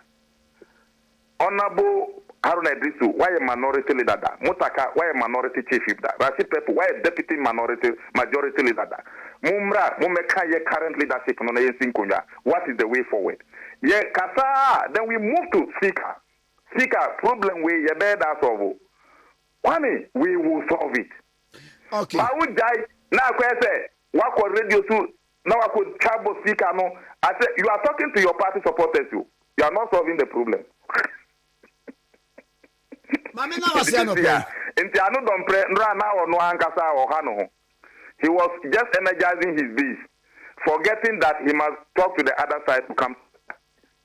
And yes, sir, also Speaker Bagbin will be the worst speaker in Parliament. History of Ghana. Yes, I know kind. Yes, I know kind. If the Speaker Bagbin is the worst speaker, then what about you? Wow, we part of the leadership, you know. So you are part of the worst leadership in the Fourth Republic. Ah, Mati. I know, Mami no ase. On way. May you stand orders no mayo. Kwame Fache me na meko house wona mako airport. Ah, Mati me fro be one. Also position in the Kwame be dia ya dri. Oza baby ya dri position bia no. Ese wa ye bibio. Na ni so abiri no. O Kwame, odi ni iri da okwa na referee say odi ni iri na da. Esi e beto ba ewie. Kwame. Enye izi. Ese kuyani bia odi ni sing na so atu na beti si na wo kene ywe. Eno na atu politicians you know. Enye hwe kakra. Anumja. Ize kusumi mienu bakum mienu ya kai obi anyo obia. Obi anyo obia. Ai Kwame. Anumja keke obi anyo obia. Mate. Obazi se kokromoti na dia sisan, kokromoti na dia so edwan. Ai. Mama na wase no pay. Nyame shira obibre. Onsha so Honorable Ahmed Ibrahim, we Pentecost elder, MP for Banda, na we minority deputy chief we. Yang humisomra. Okay, FM 101.7.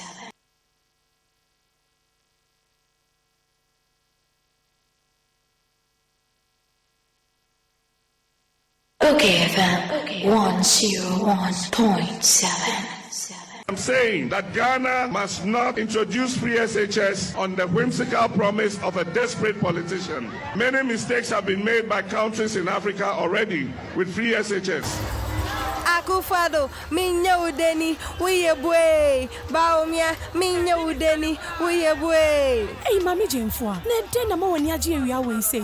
Mia, some kaya dear free SHS, I am mamma and ma home. I mean, who near me nyampo. A sign dear Nanado Danko Kufado and Dr. Baumia, I ain't. So kaya bra, me kuna no shayina a free muno. Annie, me kaipa. Nani dasuni nasa. Some of them mammy and sending in Nabeco school. Echo see Nanado Danko Kufado and Dr. Baumia at the free SHS a buy. Sia me mammy and sa coffee, SC, and the kojo, and in na Cosco Cassia Cassiani be. Minia, no one in the Yano Moeka. Almost your mobile more than such a bebemo. A bimoso mobile mobile chum, a bimoso mobile bema for any be at your school fees in be. Hey, I'm person your madini be a mo. It is just a wine in tia. No wine quite free. I'm person ya, a ye binu, a sinche. No more side on connection man, and the protocol in Simi. A safe free SHS for pay I am by you koyo. And nothing I was here by a woman be a say. Yeah, free SHS on by. Na ya no man bamba say at the papa. Nanado any Dr. Baumia at their brain you.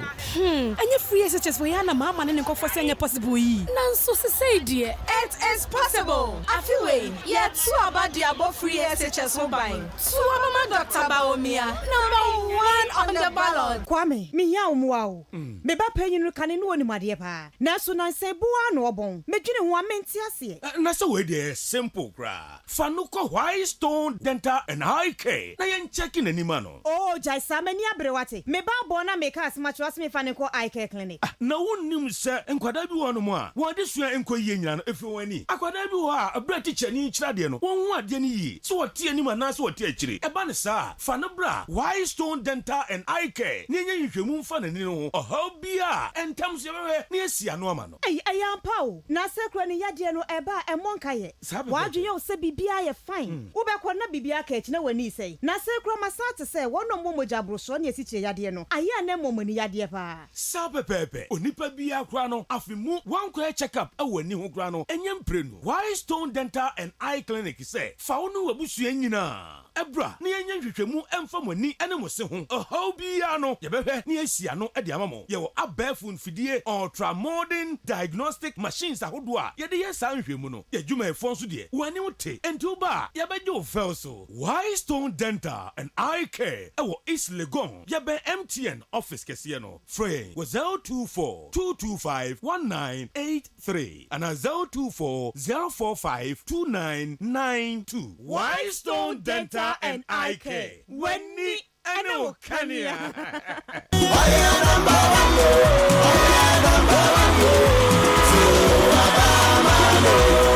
Ghana for Medindi Dr. Ima, Ifri Bra MPP Bar Bam, Wetimia Tretre Yapumudin Sheshe, any one sensem at Yama Ghana for or PPP num, which say, we see Ayar Sabia Bibri William Crass, Ambulance Ahodro, Zip Line Abe for Panya or Fasuchi Chinru, I'm a doctor for Waya. I'm poor Dr. Ima, ye frame Jane, ye nursing, and ye no for ye den PP Abayasi, or map Mudia Juma yen a hiasin. I feel beer was sharp Mudia Juma Mukina, Sika or the Bongo Brain. When you are 20%. I bear for Fidia dear Jumanin foot. Yen yadia one in what it say a nurse for be free. Ye manager crowns when they say, or sans with the Sikau, the man nurse forwarding to Tianua Farmer woman. I are sabi a crab vision. MPP 2024 manifesto no Asha Bosse, Yapomo de one Shenins and Samano, or Beshimukina. Afe so will be re abe for Kwanya or Faso Edidi Juma, a war year project no more. Was also AC Agenda 111. Ayar Sabia ewo memu nyina a ebeboa edi enyuma empemo dioson aba ama adopter for nurse for ene apomudin adwumayefo. Into waitress say a nurse for wonye adwuma nyinu na benya adwuma ya na. Sa pepepe wo benya adwuma ye no wasanya ahoto ewo adwuma nu. Ghana for Momayam boy apomudin hihye ho ban.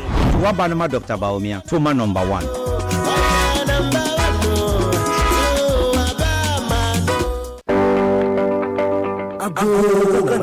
Bidin some defi kwa ejumekuo nchen emmamo yede kwa mixture baaye muji tumu kama afa yede foforo aba kwa plus mixture na kwa empty mixture kwa mixture eboa ama onipedua nya hoden no na kwa plus mixture nso eboa immune system fa kwa mixture and kwa plus mixture fa boa wapomoden afa nso yede malaria drug tatahwe abedwa so de din de kwa empty mixture Kwa mixture, kwa plus mixture, and kwa empty mixture, and ye ma pinfo, in ma muma colanofo, and in kola, umundi in fear dumyenu. Shase, why a test? I chese o malaria more one be a wumujimu, and sana wafa kwa empty mixture, upedudu tour. Frekoa, a yumekuno, a war, 0244 726611, 0244 726611, FDA, Aji, a gradient cratui atumu. As part of the EC's effort to ensure free, fair, credible, transparent, and peaceful elections in Ghana. This year, Electoral Commission they to be BRO registered voter and say Obia 2024 revised provisional register not to view. Sabri online a free Ebnada 15th October, Kosi Memneda 19th October 2024. What Chemu say, I don't know exhibition exercise no. You see, a session from Sway Pia Bia. But Taya Tassican exhibition exercise actually say, or per se registered voter Bia, a cliche one sem. See, I train the Dini, not from the polling station. Registered voters, Betmash or small register no so one phone so, and once our boss star 711 star 51 hash. A free. Onia, social one some register no so. No from Swabia, quite easy officer wow district, or Babwa Amwaye. Political party be able from Swabua provisional register no so. For good template, I used to be a mawanos. Nafa Komao. Kai says, Sunday HMwa, wait me a crosswatch or some hour register no so. Nemo, since you see be a PM dear, and Yadia used to bet me up wow. For one shop voters register exhibition, no one wants some annual police station, and what to me at Waba. Waba to all, and no dachi. Participating next edition of the voters register. Charlie, I fear about 2 idea. Imagine a baby pound. Me who dear met one man impo. Ah, I don't know who they are better man. Would ye make the policy about Mama Sorry Baba? I feel so NDC bar. You will be in Juman kitten. My person a branch executive na di omuhube Jim. Say a cook on our person share poultry farm. Ketue be near Mao, a cocoa bono, near Tom Cocona Mao, near Mao, Ediania, or the battery, Sika, the battery, Ediania Mao. Hey, now that's not mostly. Onya Nyan to Boisier. Ain't you waiting a papa say yanto abamano no? Abba, papa no on sign cra. Dada noa. Mudie, my yentie policy back one, Dr. Baumia, and what my yen mebuno. The person Mamunu Yenya Ejuma Aye. Jobs would be my major focus. Now, me be training 1 million youth in digital skills. Enya nunku was so be a bank. I'm a human kuma. Send a bay almost make me be on no ma fire mebuno. Or sounds so say, Obema ya to adien, ne ye tuan kakra, and only credit scoring system no. Hey, sir.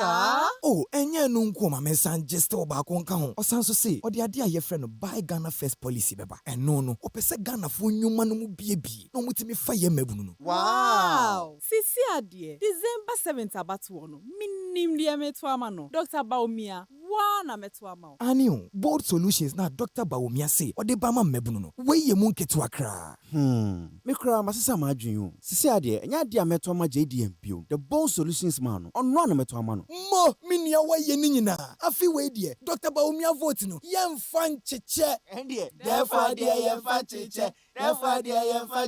Vote Dr. Baumia. Number 1 on the ballot. Okay, FM 101.7. Okay, 101.5 Suni Sebidian. Okay, 101.7 Suni. Dr. Mahmoud Baumia ni MP before. Wamo di aba. Say yemo monkai say Dr. Mahmoud Baumia for president. Now I say ne yan kan bibi emfa Dr. Mahmoud Baumia ho. Say boye onipa wodi Ghana shebre ebekọ nanimu ama akosi fapem paso. Now was so be vice president was spearheading many innovations. Bibi to say digital Ghana agenda. What this service be by say mobile money interoperability. What the aba a face say call hospitals near ma ho na pepe ayi ye hunsam no ye kucheri nyina agu internet ne so ene digitize public records no na wo boss na won sa kanya afa ne ye kotu files ahodo wo pedro ata e-pharmacy ni Ghana card aba a eboa wakwanuase nyina so what is zipline medical drone delivery system aba obi hia duru anya sa fe ne de fa ka aba nem zipline na drone system na ekọ was Dr. Baumia ne ni so di hunu simple say nemre mu Ghana obi a wo mu bia no enya mu chefa ɛne yɛdie wɔsi woyɛ no so fi nkyɛn a ɛneɛ toaba December 7th na December 7 no oto ama Dr. Alhaji Mahmood Bawumia wɔso koduru ballot no so ho a baabi a wɔkɔto aba na wɔda number 1 nti na wato aba na wode ama no wɔsi Ghana hia kanifo a wayɛ bi pɛn na ɔne Dr. Alhaji Mahmood Bawumia wɔyɛ leader ɛsɛ ɔto aba de ma no wɔsi to aba ɛfama Dr. Mahmood Bawumia na waba ho hia ɛbɛboa ama nneɛma nyina akɔyie yo ɛne yɛnkɔdi nkɔmmɔ yi na yɛbɛsa aba mo nkyɛn yɛda ase Dr. Aboagye da Costa CEO Emma National Health Insurance Authority Mira me moache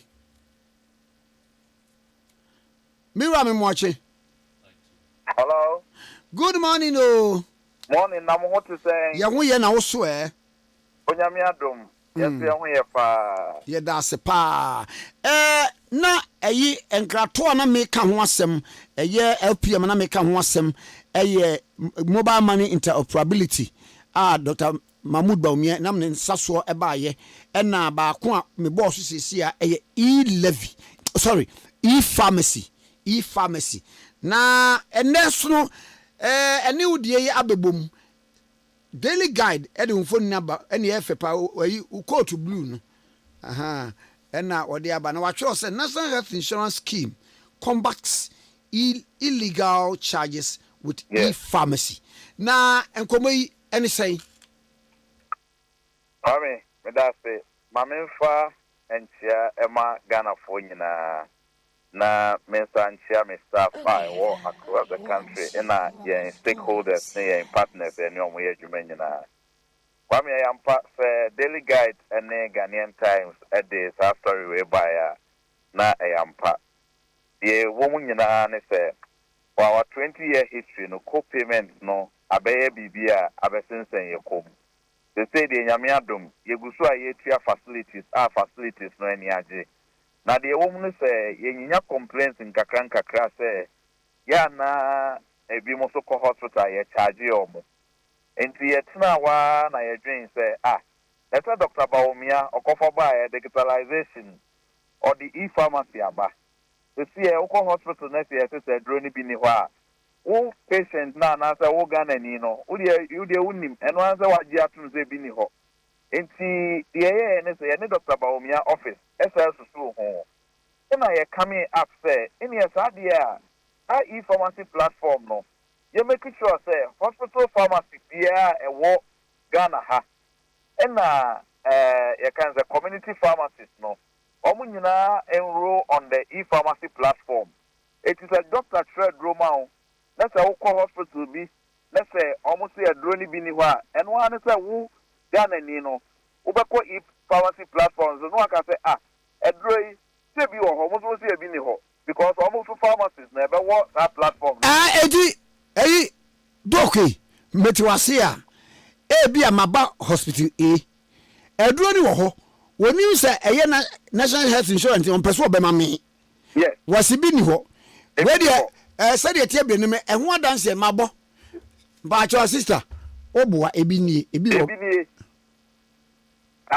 wow yes enti ebi nie it is a kasa o ma wa na wa frɛ ye call center no ni omo ebe kasa na say bibi but ampa so say bi ni ho a obehu ba bi a wotie no NHIS pharmacies now my credentialing no obetimi di akoho no why den wakwakoje for free and I say so wo hwe na say ebi ni ho kra na ba bi a wote so na ye behwe bibi e friend unu say property addressing system ntie ni ba bi a obi a den etie enti ye betimi aka kire wo say ye we make an order e platform ne so na ebi a courier service and deliver drone embra ofie wow eti ye ka eno anie ebe service co payment any drone bi ni ho any fraud koso any bibia ni nyina sida any de be ma Dr. Mahmood Bawumia because interoperability to say the now can ho asem no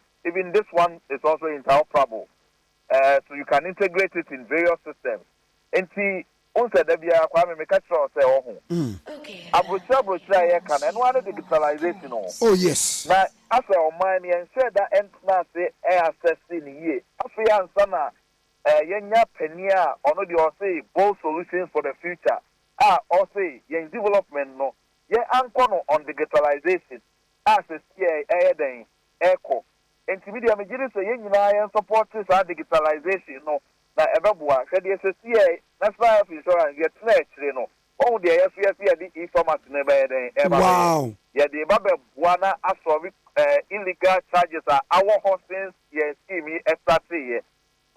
Because kanino wo beba hospital ho wo ba amen bi code ya no de bema wa de aka no se bi ni ho se bi obi do na wa tworo de be charge national health insurance for say oba ye ma na ABC exactly. Kwame, you are right. Enti ni na ka ho bi enti ni akofa we say aba. In fact we no ya de be ko e-pharmacy platform Google app Google store enti Ghana ni bia betumi download e wo ni phone so na watimi ayeden ehu de ayeden ekoso eti magodi mami be de me moda wuro ma me mu kan say Ghana ni a wo be ko hospital na ukuta national health insurance card na ye hwe wo wie ya wo mo se aduro no ebi ni ho ko na koto no enkoto se wo ye ba tan yo na akura wuntimi ma wo ba no en download sa e-pharmacy e wo phone so wo phone so a bebia so omo obie so omo ni bie no wo wo phone so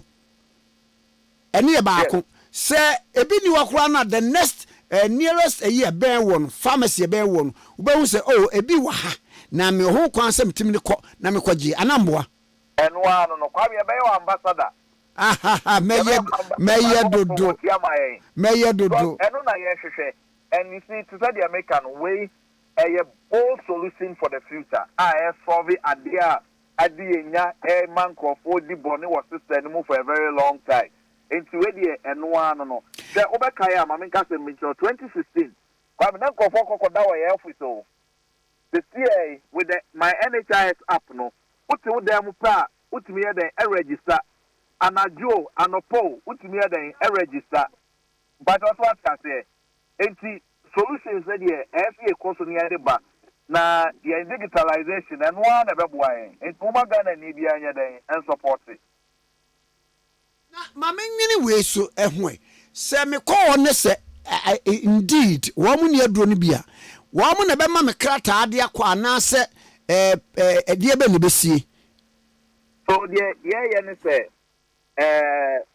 perceive my patients not the right because the drone only their mouth or corner so see bi ni ho a who patients no also were right say so the pharmacy bia e bia den ewo anasi abeka kire pharmacist ne say who pharmacist no direct patient ne say onko because e bia na ye kan na nipa kro no nimba bi kra drone ewo into who pharmacist no also benya all responsibility so be direct patient no no wakọ be bia otie no pharmacist wo ha ya de ya credential omo no efe omo nkonko fa ho on hwe the main idea is say yem pese pharmacy and say doctor and say pharmacist be ebe charge yen patient e wo nura NHIS etia be making sure say on both ways no a responsibility number one pharmacist ne ho and a patient ne so ho and the patient no at each particular point what the responsibility number patient na onu be ko okwa no the prescription actually say me NHIS nie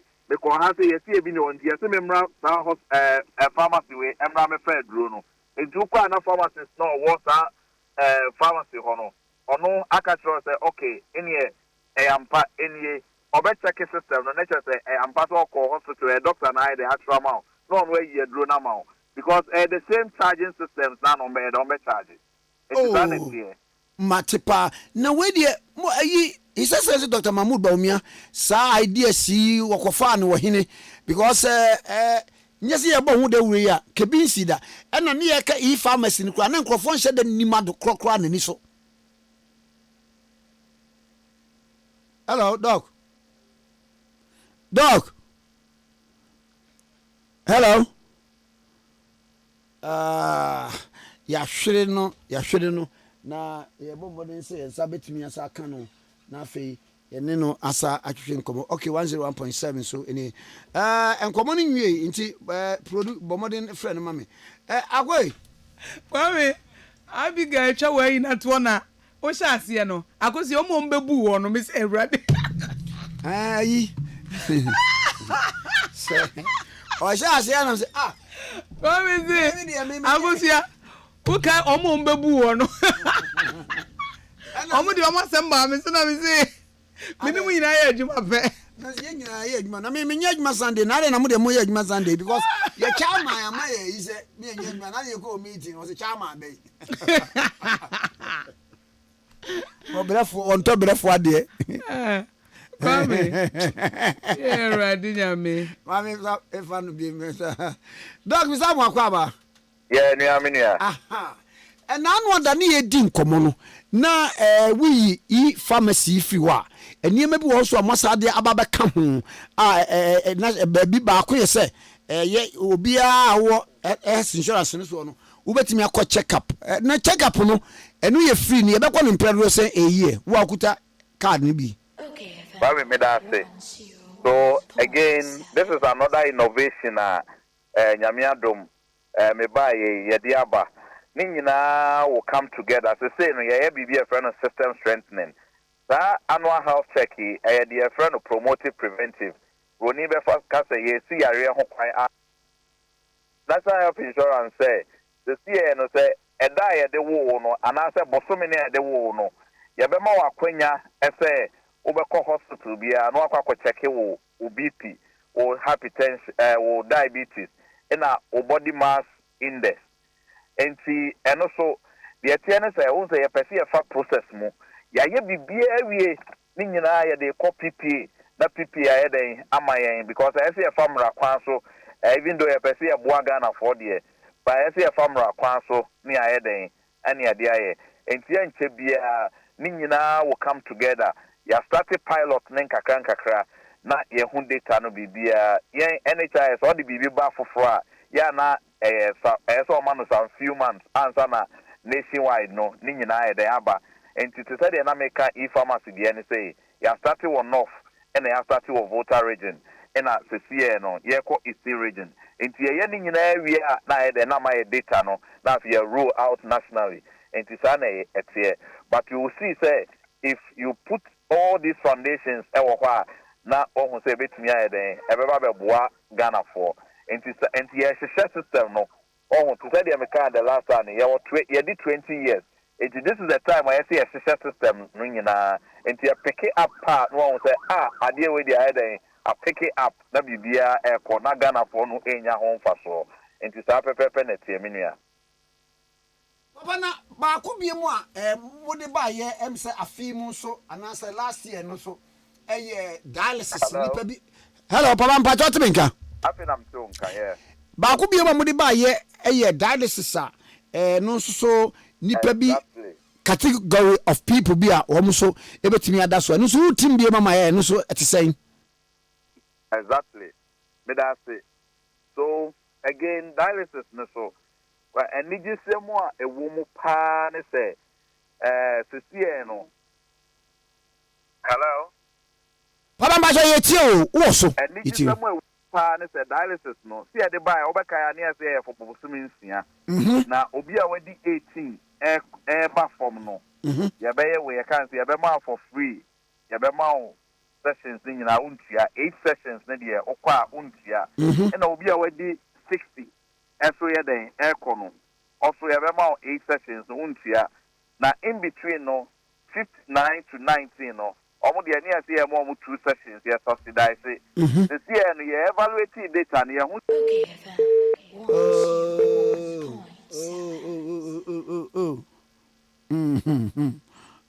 okay 101.7 so any radio back up so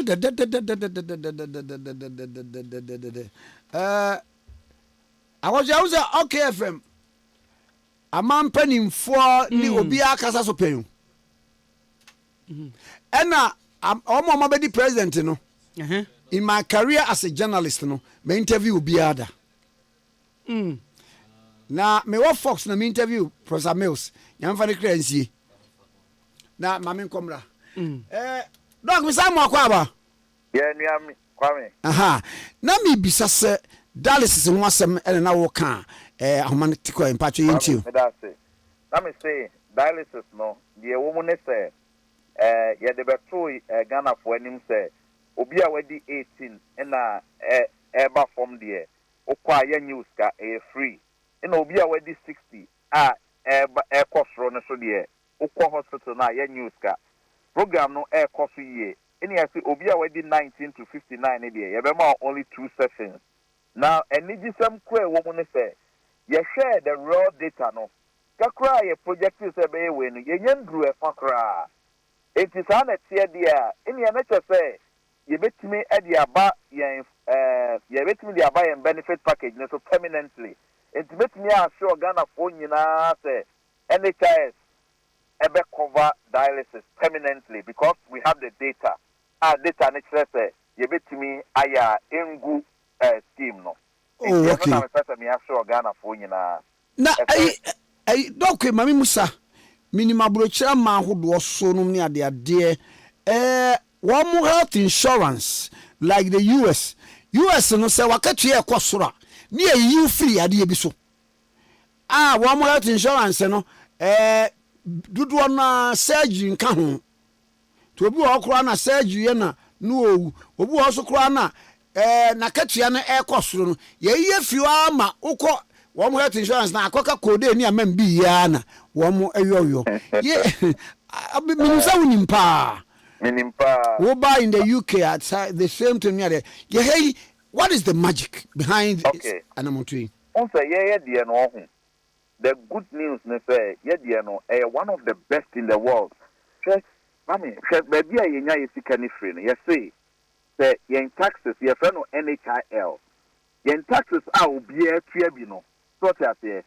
eno na ye kan say ye beti bi 2.5 na ye de ama national health insurance na wo wie so as net aye den pension omo baji omo ska that eno so 2.5 o pay ni ati 2.5 na no de abeka ho eni e wo the informal sector omo so tia premiums no na no so de abeka ntu fe ye funding model na one of the best in the world now the tia ne say senkeye na nka finance ministry any controller every time you sika ye nyina omo de yesika nyina maya nka problem bi anya den any ho in fact nka be won ye betimi kwa ko ba yare no bebre etu hwe Dr. Baomia ne manifesto as say odi aba na o say obe make sure say levies ni nyina or the flat tax beba or the flat tax ne beba levies ni nyina will be consolidated or ye ne sa pa obehu na sa funds no go directly into the various accounts edia NHIS and eco into basically no MPP manifesto no eyi die ye friend cap na den every ho MPP manifesto no be make sure say the canon nyina ayeden aba NHIS for ho say the be ya ye betimi the awie ya ye say the aka ho ne ebia ni omo ya ye nyina betimi ayeden etuaka etie die efro nkokura. Now there is another aspect that Micha and also who here are proposing to abide onye. Kwame ukwa broche to say there now okay China any some of the Asian countries in even America and UK usha na omoto modern equipment for facilities in tinka ye dialysis abai say so person dialysis ni cheaper na NHIS no at ayeden ese there be ye better dialysis machines no ama health facilities no said ye be ya patients ne kwa ombetimi ebe reduce the cost no ama NHIS na nkasa enti ye hwe ni nyina the CA me no ka say ye ne World Bank aid in so dialysis machine no bia nyame ya duma before the election kra no ye betimi kra to bia ma some of the facilities enti egusu no so ye de ye di ho nkomo egusu cost so say ni nyina ye say yen way no hospitals no extra bread say ya di free dialysis by and say pressure almost new machines and you appeal to your development partners omo agia tun so beden on be support here. I mean this is progress, this is upgrade ewo NHIS and ye bibi from kokra ewo ho na media me gidi say enu December no 30th December no Ghana fo nyina be hu say that be NHIS na ye kan ho asem there be we there efron the bia there enti we no Ghana ni a mehu adverts bi a ebo say wo yare kra na duro ni ho wo yare kra na huntumi access national health insurance minim say wo hu sa advert no Ghana ni a wo koto aba na watie sa advert no na enkomo a ye die no say na wo ka kire no Kwame the American nyina say you see mama advise your politicians no say NHIS you find your politics because oko hospital la you need way NDC obi a oye or kidney disease and say or yare bi any MPP and say any CPP me hu Kwame me hu e me rep here say ade a omo ka o advert ni mo no e ba be say NHIS no because also kwa create separate fund then it means all person this can o divert this can in another fund no na NHIS na ya ye we ne ka no say dia wo ho no eno de and na no scan o de na I mean Kwame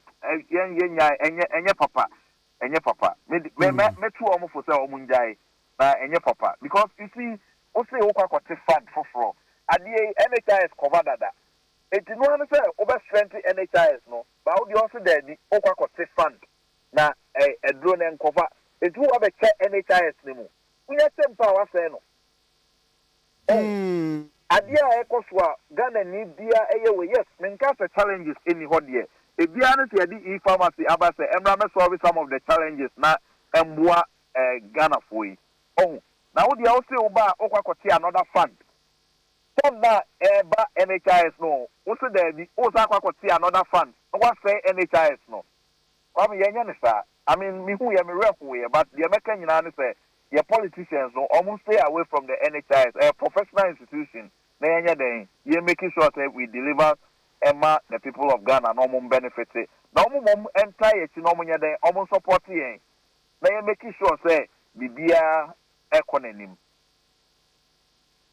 ade mamena wase na me sen champa fama esme da se pa nya me sure Kwame on sha Ghana fo nyina biem okay Ghana fo nyina so je so Dr. Ade Akye Abia ena yene no atwe enkomo no woye medical doctor by profession ena yene no atwe enkomo no CEO National Health Insurance Authority na ako wonim say oka ansa na ababa na numre un say Ade Akye Abia ye ba Ade Akye Abia dey na ba team enyum tuni no aha ena unsa mesumi kunu di Ade Akye aha ena mesumi di Ade Akye ena oya nyum tuni unsa na no nyum ade pa odo minu beko minu beko idiye minu beko panana minu beko odo ye watu kwan odo akodi mfishia bebre na afe odo abefie ede be ni anije yaji ye ni fe so odo de ntuoma wasinti ubeja mi wasetu kwan saade ye minu beko ode minu tumio odo ye wu abana be atwi mire nu buyo usumbode esun kwadi nu obi nim da kombeba sempremu akoso agbo Akye odo minu beko odo minu beko minu beko na oye adwuma wo cultural center no electrician na onya akwan kwa aburuchiri sei woye ohene koze oye ohene sese na otikumase boshen enti ye fe Ade Akye Costa Junction enu awu kwaku dankwaku ye boa koze mo honu mensa no afem ni so obi ama no miska no send ama me a ofre me a enyu me pede oboye ye hia enam se nyumbe honu musa kwaku ye boa nyini pa agwa yeni me de me nwaba me na makope me nwa sem ni amu baby amu fanye bi tin and I'm so ayi dan di pa boy no ye fe na dukosi na we ye safini na owura adwum tuom 1969 was nana wa ya de na 19 ye nana no nam so nyo nana ne me de ama hofa kwaku anya de akona numere de na ekọ Kwame stress management na part 2 and ye dey ba ene day Kwame ne said last week no kra o ma tips be about say your happiness is your responsibility. Yes. If you are waiting for things to change before you can be happy, any edibe and never postpone your happiness. And never postpone your happiness. And then stress management. And Reverend Professor Joseph Osafo de Betwa so abrabo padwumedie so. Na obi entie bi fi say youth no, young people be brave.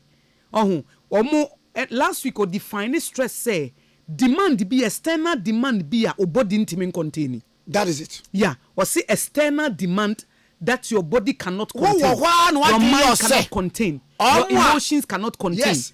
Stress, the stress about so. Ade be about so a bro wadwene and what think so now you don't know now the pressure. How you respond to it. You need wisdom. So be ya Kwame obe respond well. Because Kwame uchu mutanya life will demand something. And then contentment. Yeah, Kwame, life would demand something. I won't mean uncertainties were ho. Kwame uchu we ye betimi afra wo aka bad news to be actual. E dey na obey. Ye betimi afra ama responsibility e ka bia. Kwame asa wonam street is no obi de ne car be bow car. Kwame, you never expected to say o car be say no pa no. Kwame we metete na medwendwene ho anya wu na mewu.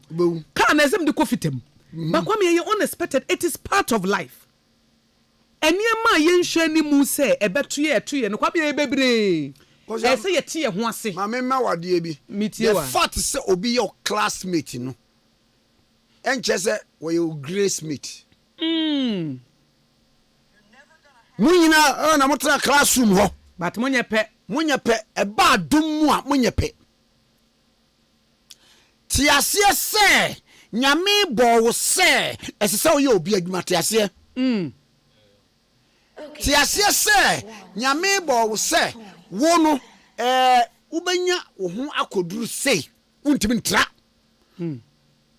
ti ase se me wa na nipa nyina ekwa agyam wo mo ko hin agya wo wo bi so wo chi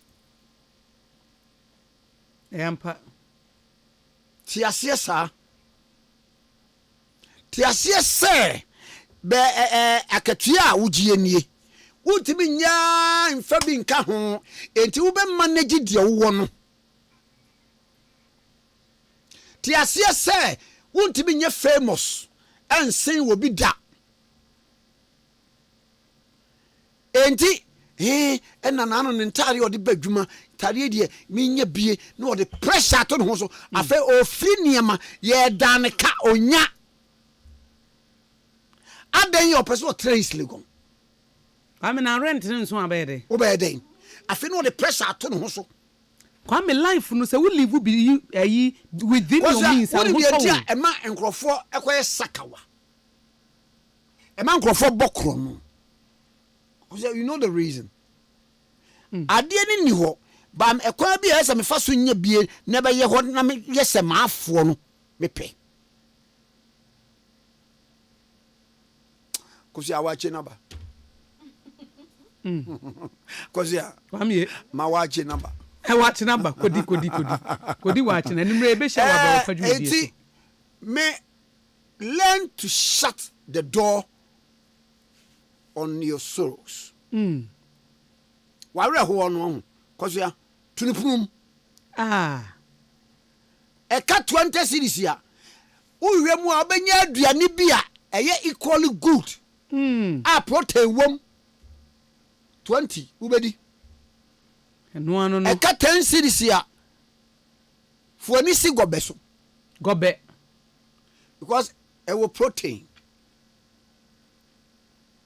cause ya e da bi wo wa nyame nim ne ntia o ka no won sesa ne ma wo wase sane ma wa ka no ne beku wo upe speed do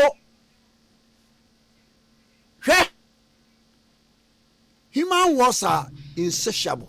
Cause ya so unya white shirt ne ade be chiro maka sa white shirt ne quality ne kwa wo pe sa apefofo enti niam ade ma pressure wo so no sa ne ma no wan hwe a unya wie na for another pressure ba cause ya usika no enso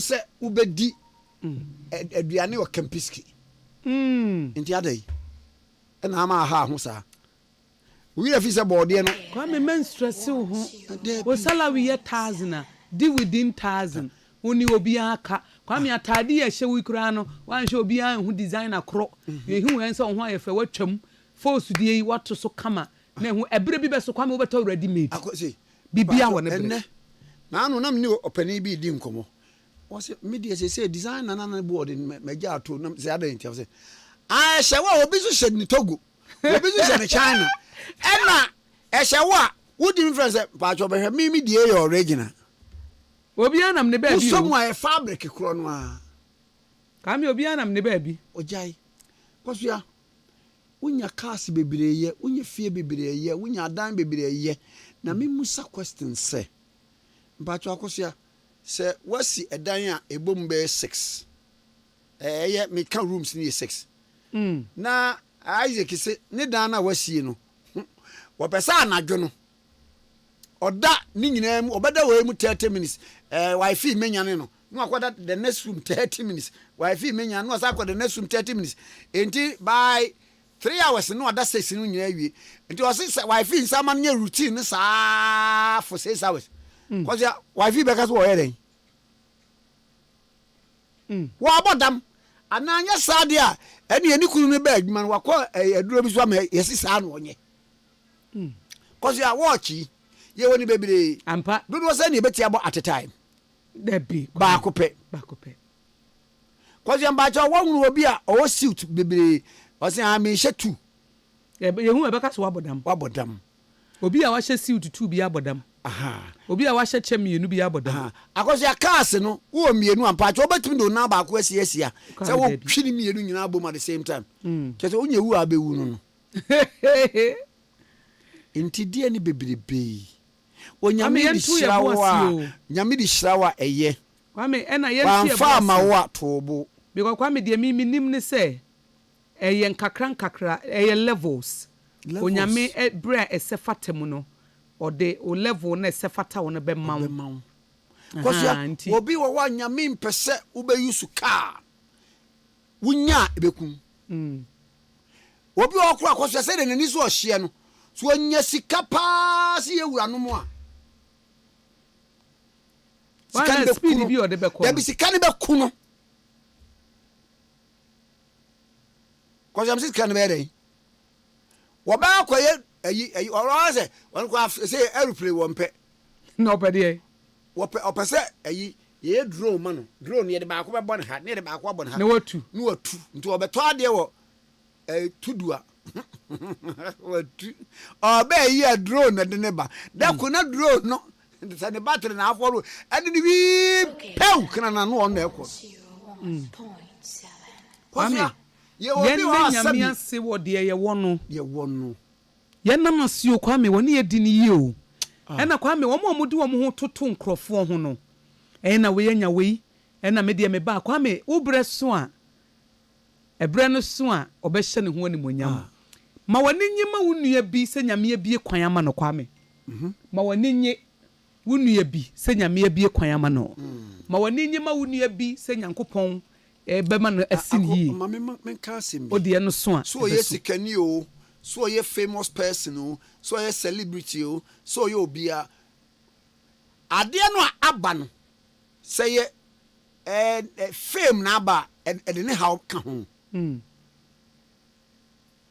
kwasua eti ubus obo pa na utese so ne yire gya busa say b na we dey say ni monyam obi se sika obi enti die pa na betumi di aba baba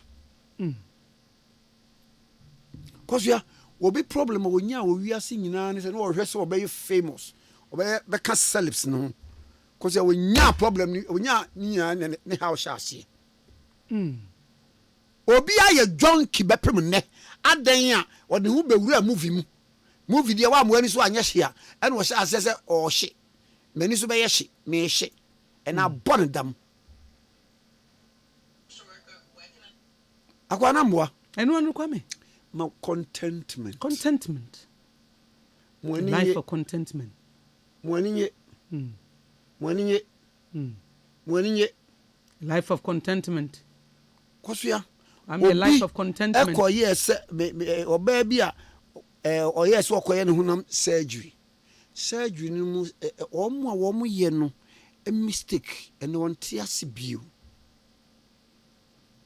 I'm a life of contentment and a life of gratitude onim sedi ntia obo Kwame Nkrumah ne na ye hwehwe a onim sedi obo me a wanhyɛ da mama anya kɛse wonim sɛ de obo obi a wɔso ɔmɛyɛ ɔberempɔn wɔ ɔman nim kɔso ya meka saa asɛm mo me se MP ne president no wo abɛdi bia adom ne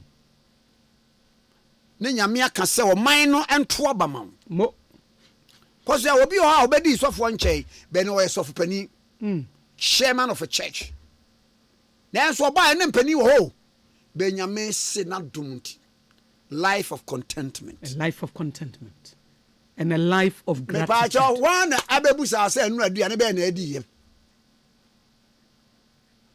Edi ma cho say ukodi di restaurant kese bi a menka say nyo. Eye. Ba o si kanso anko ho. Bi say odidi wi a obi musa say na na ukodi di wei. Pa cho akwa one wo busi obi da say Isaac na odidi wei. Dudu ko anta musa say na wadidi. Anamboa. Ma wani so de wo. Nso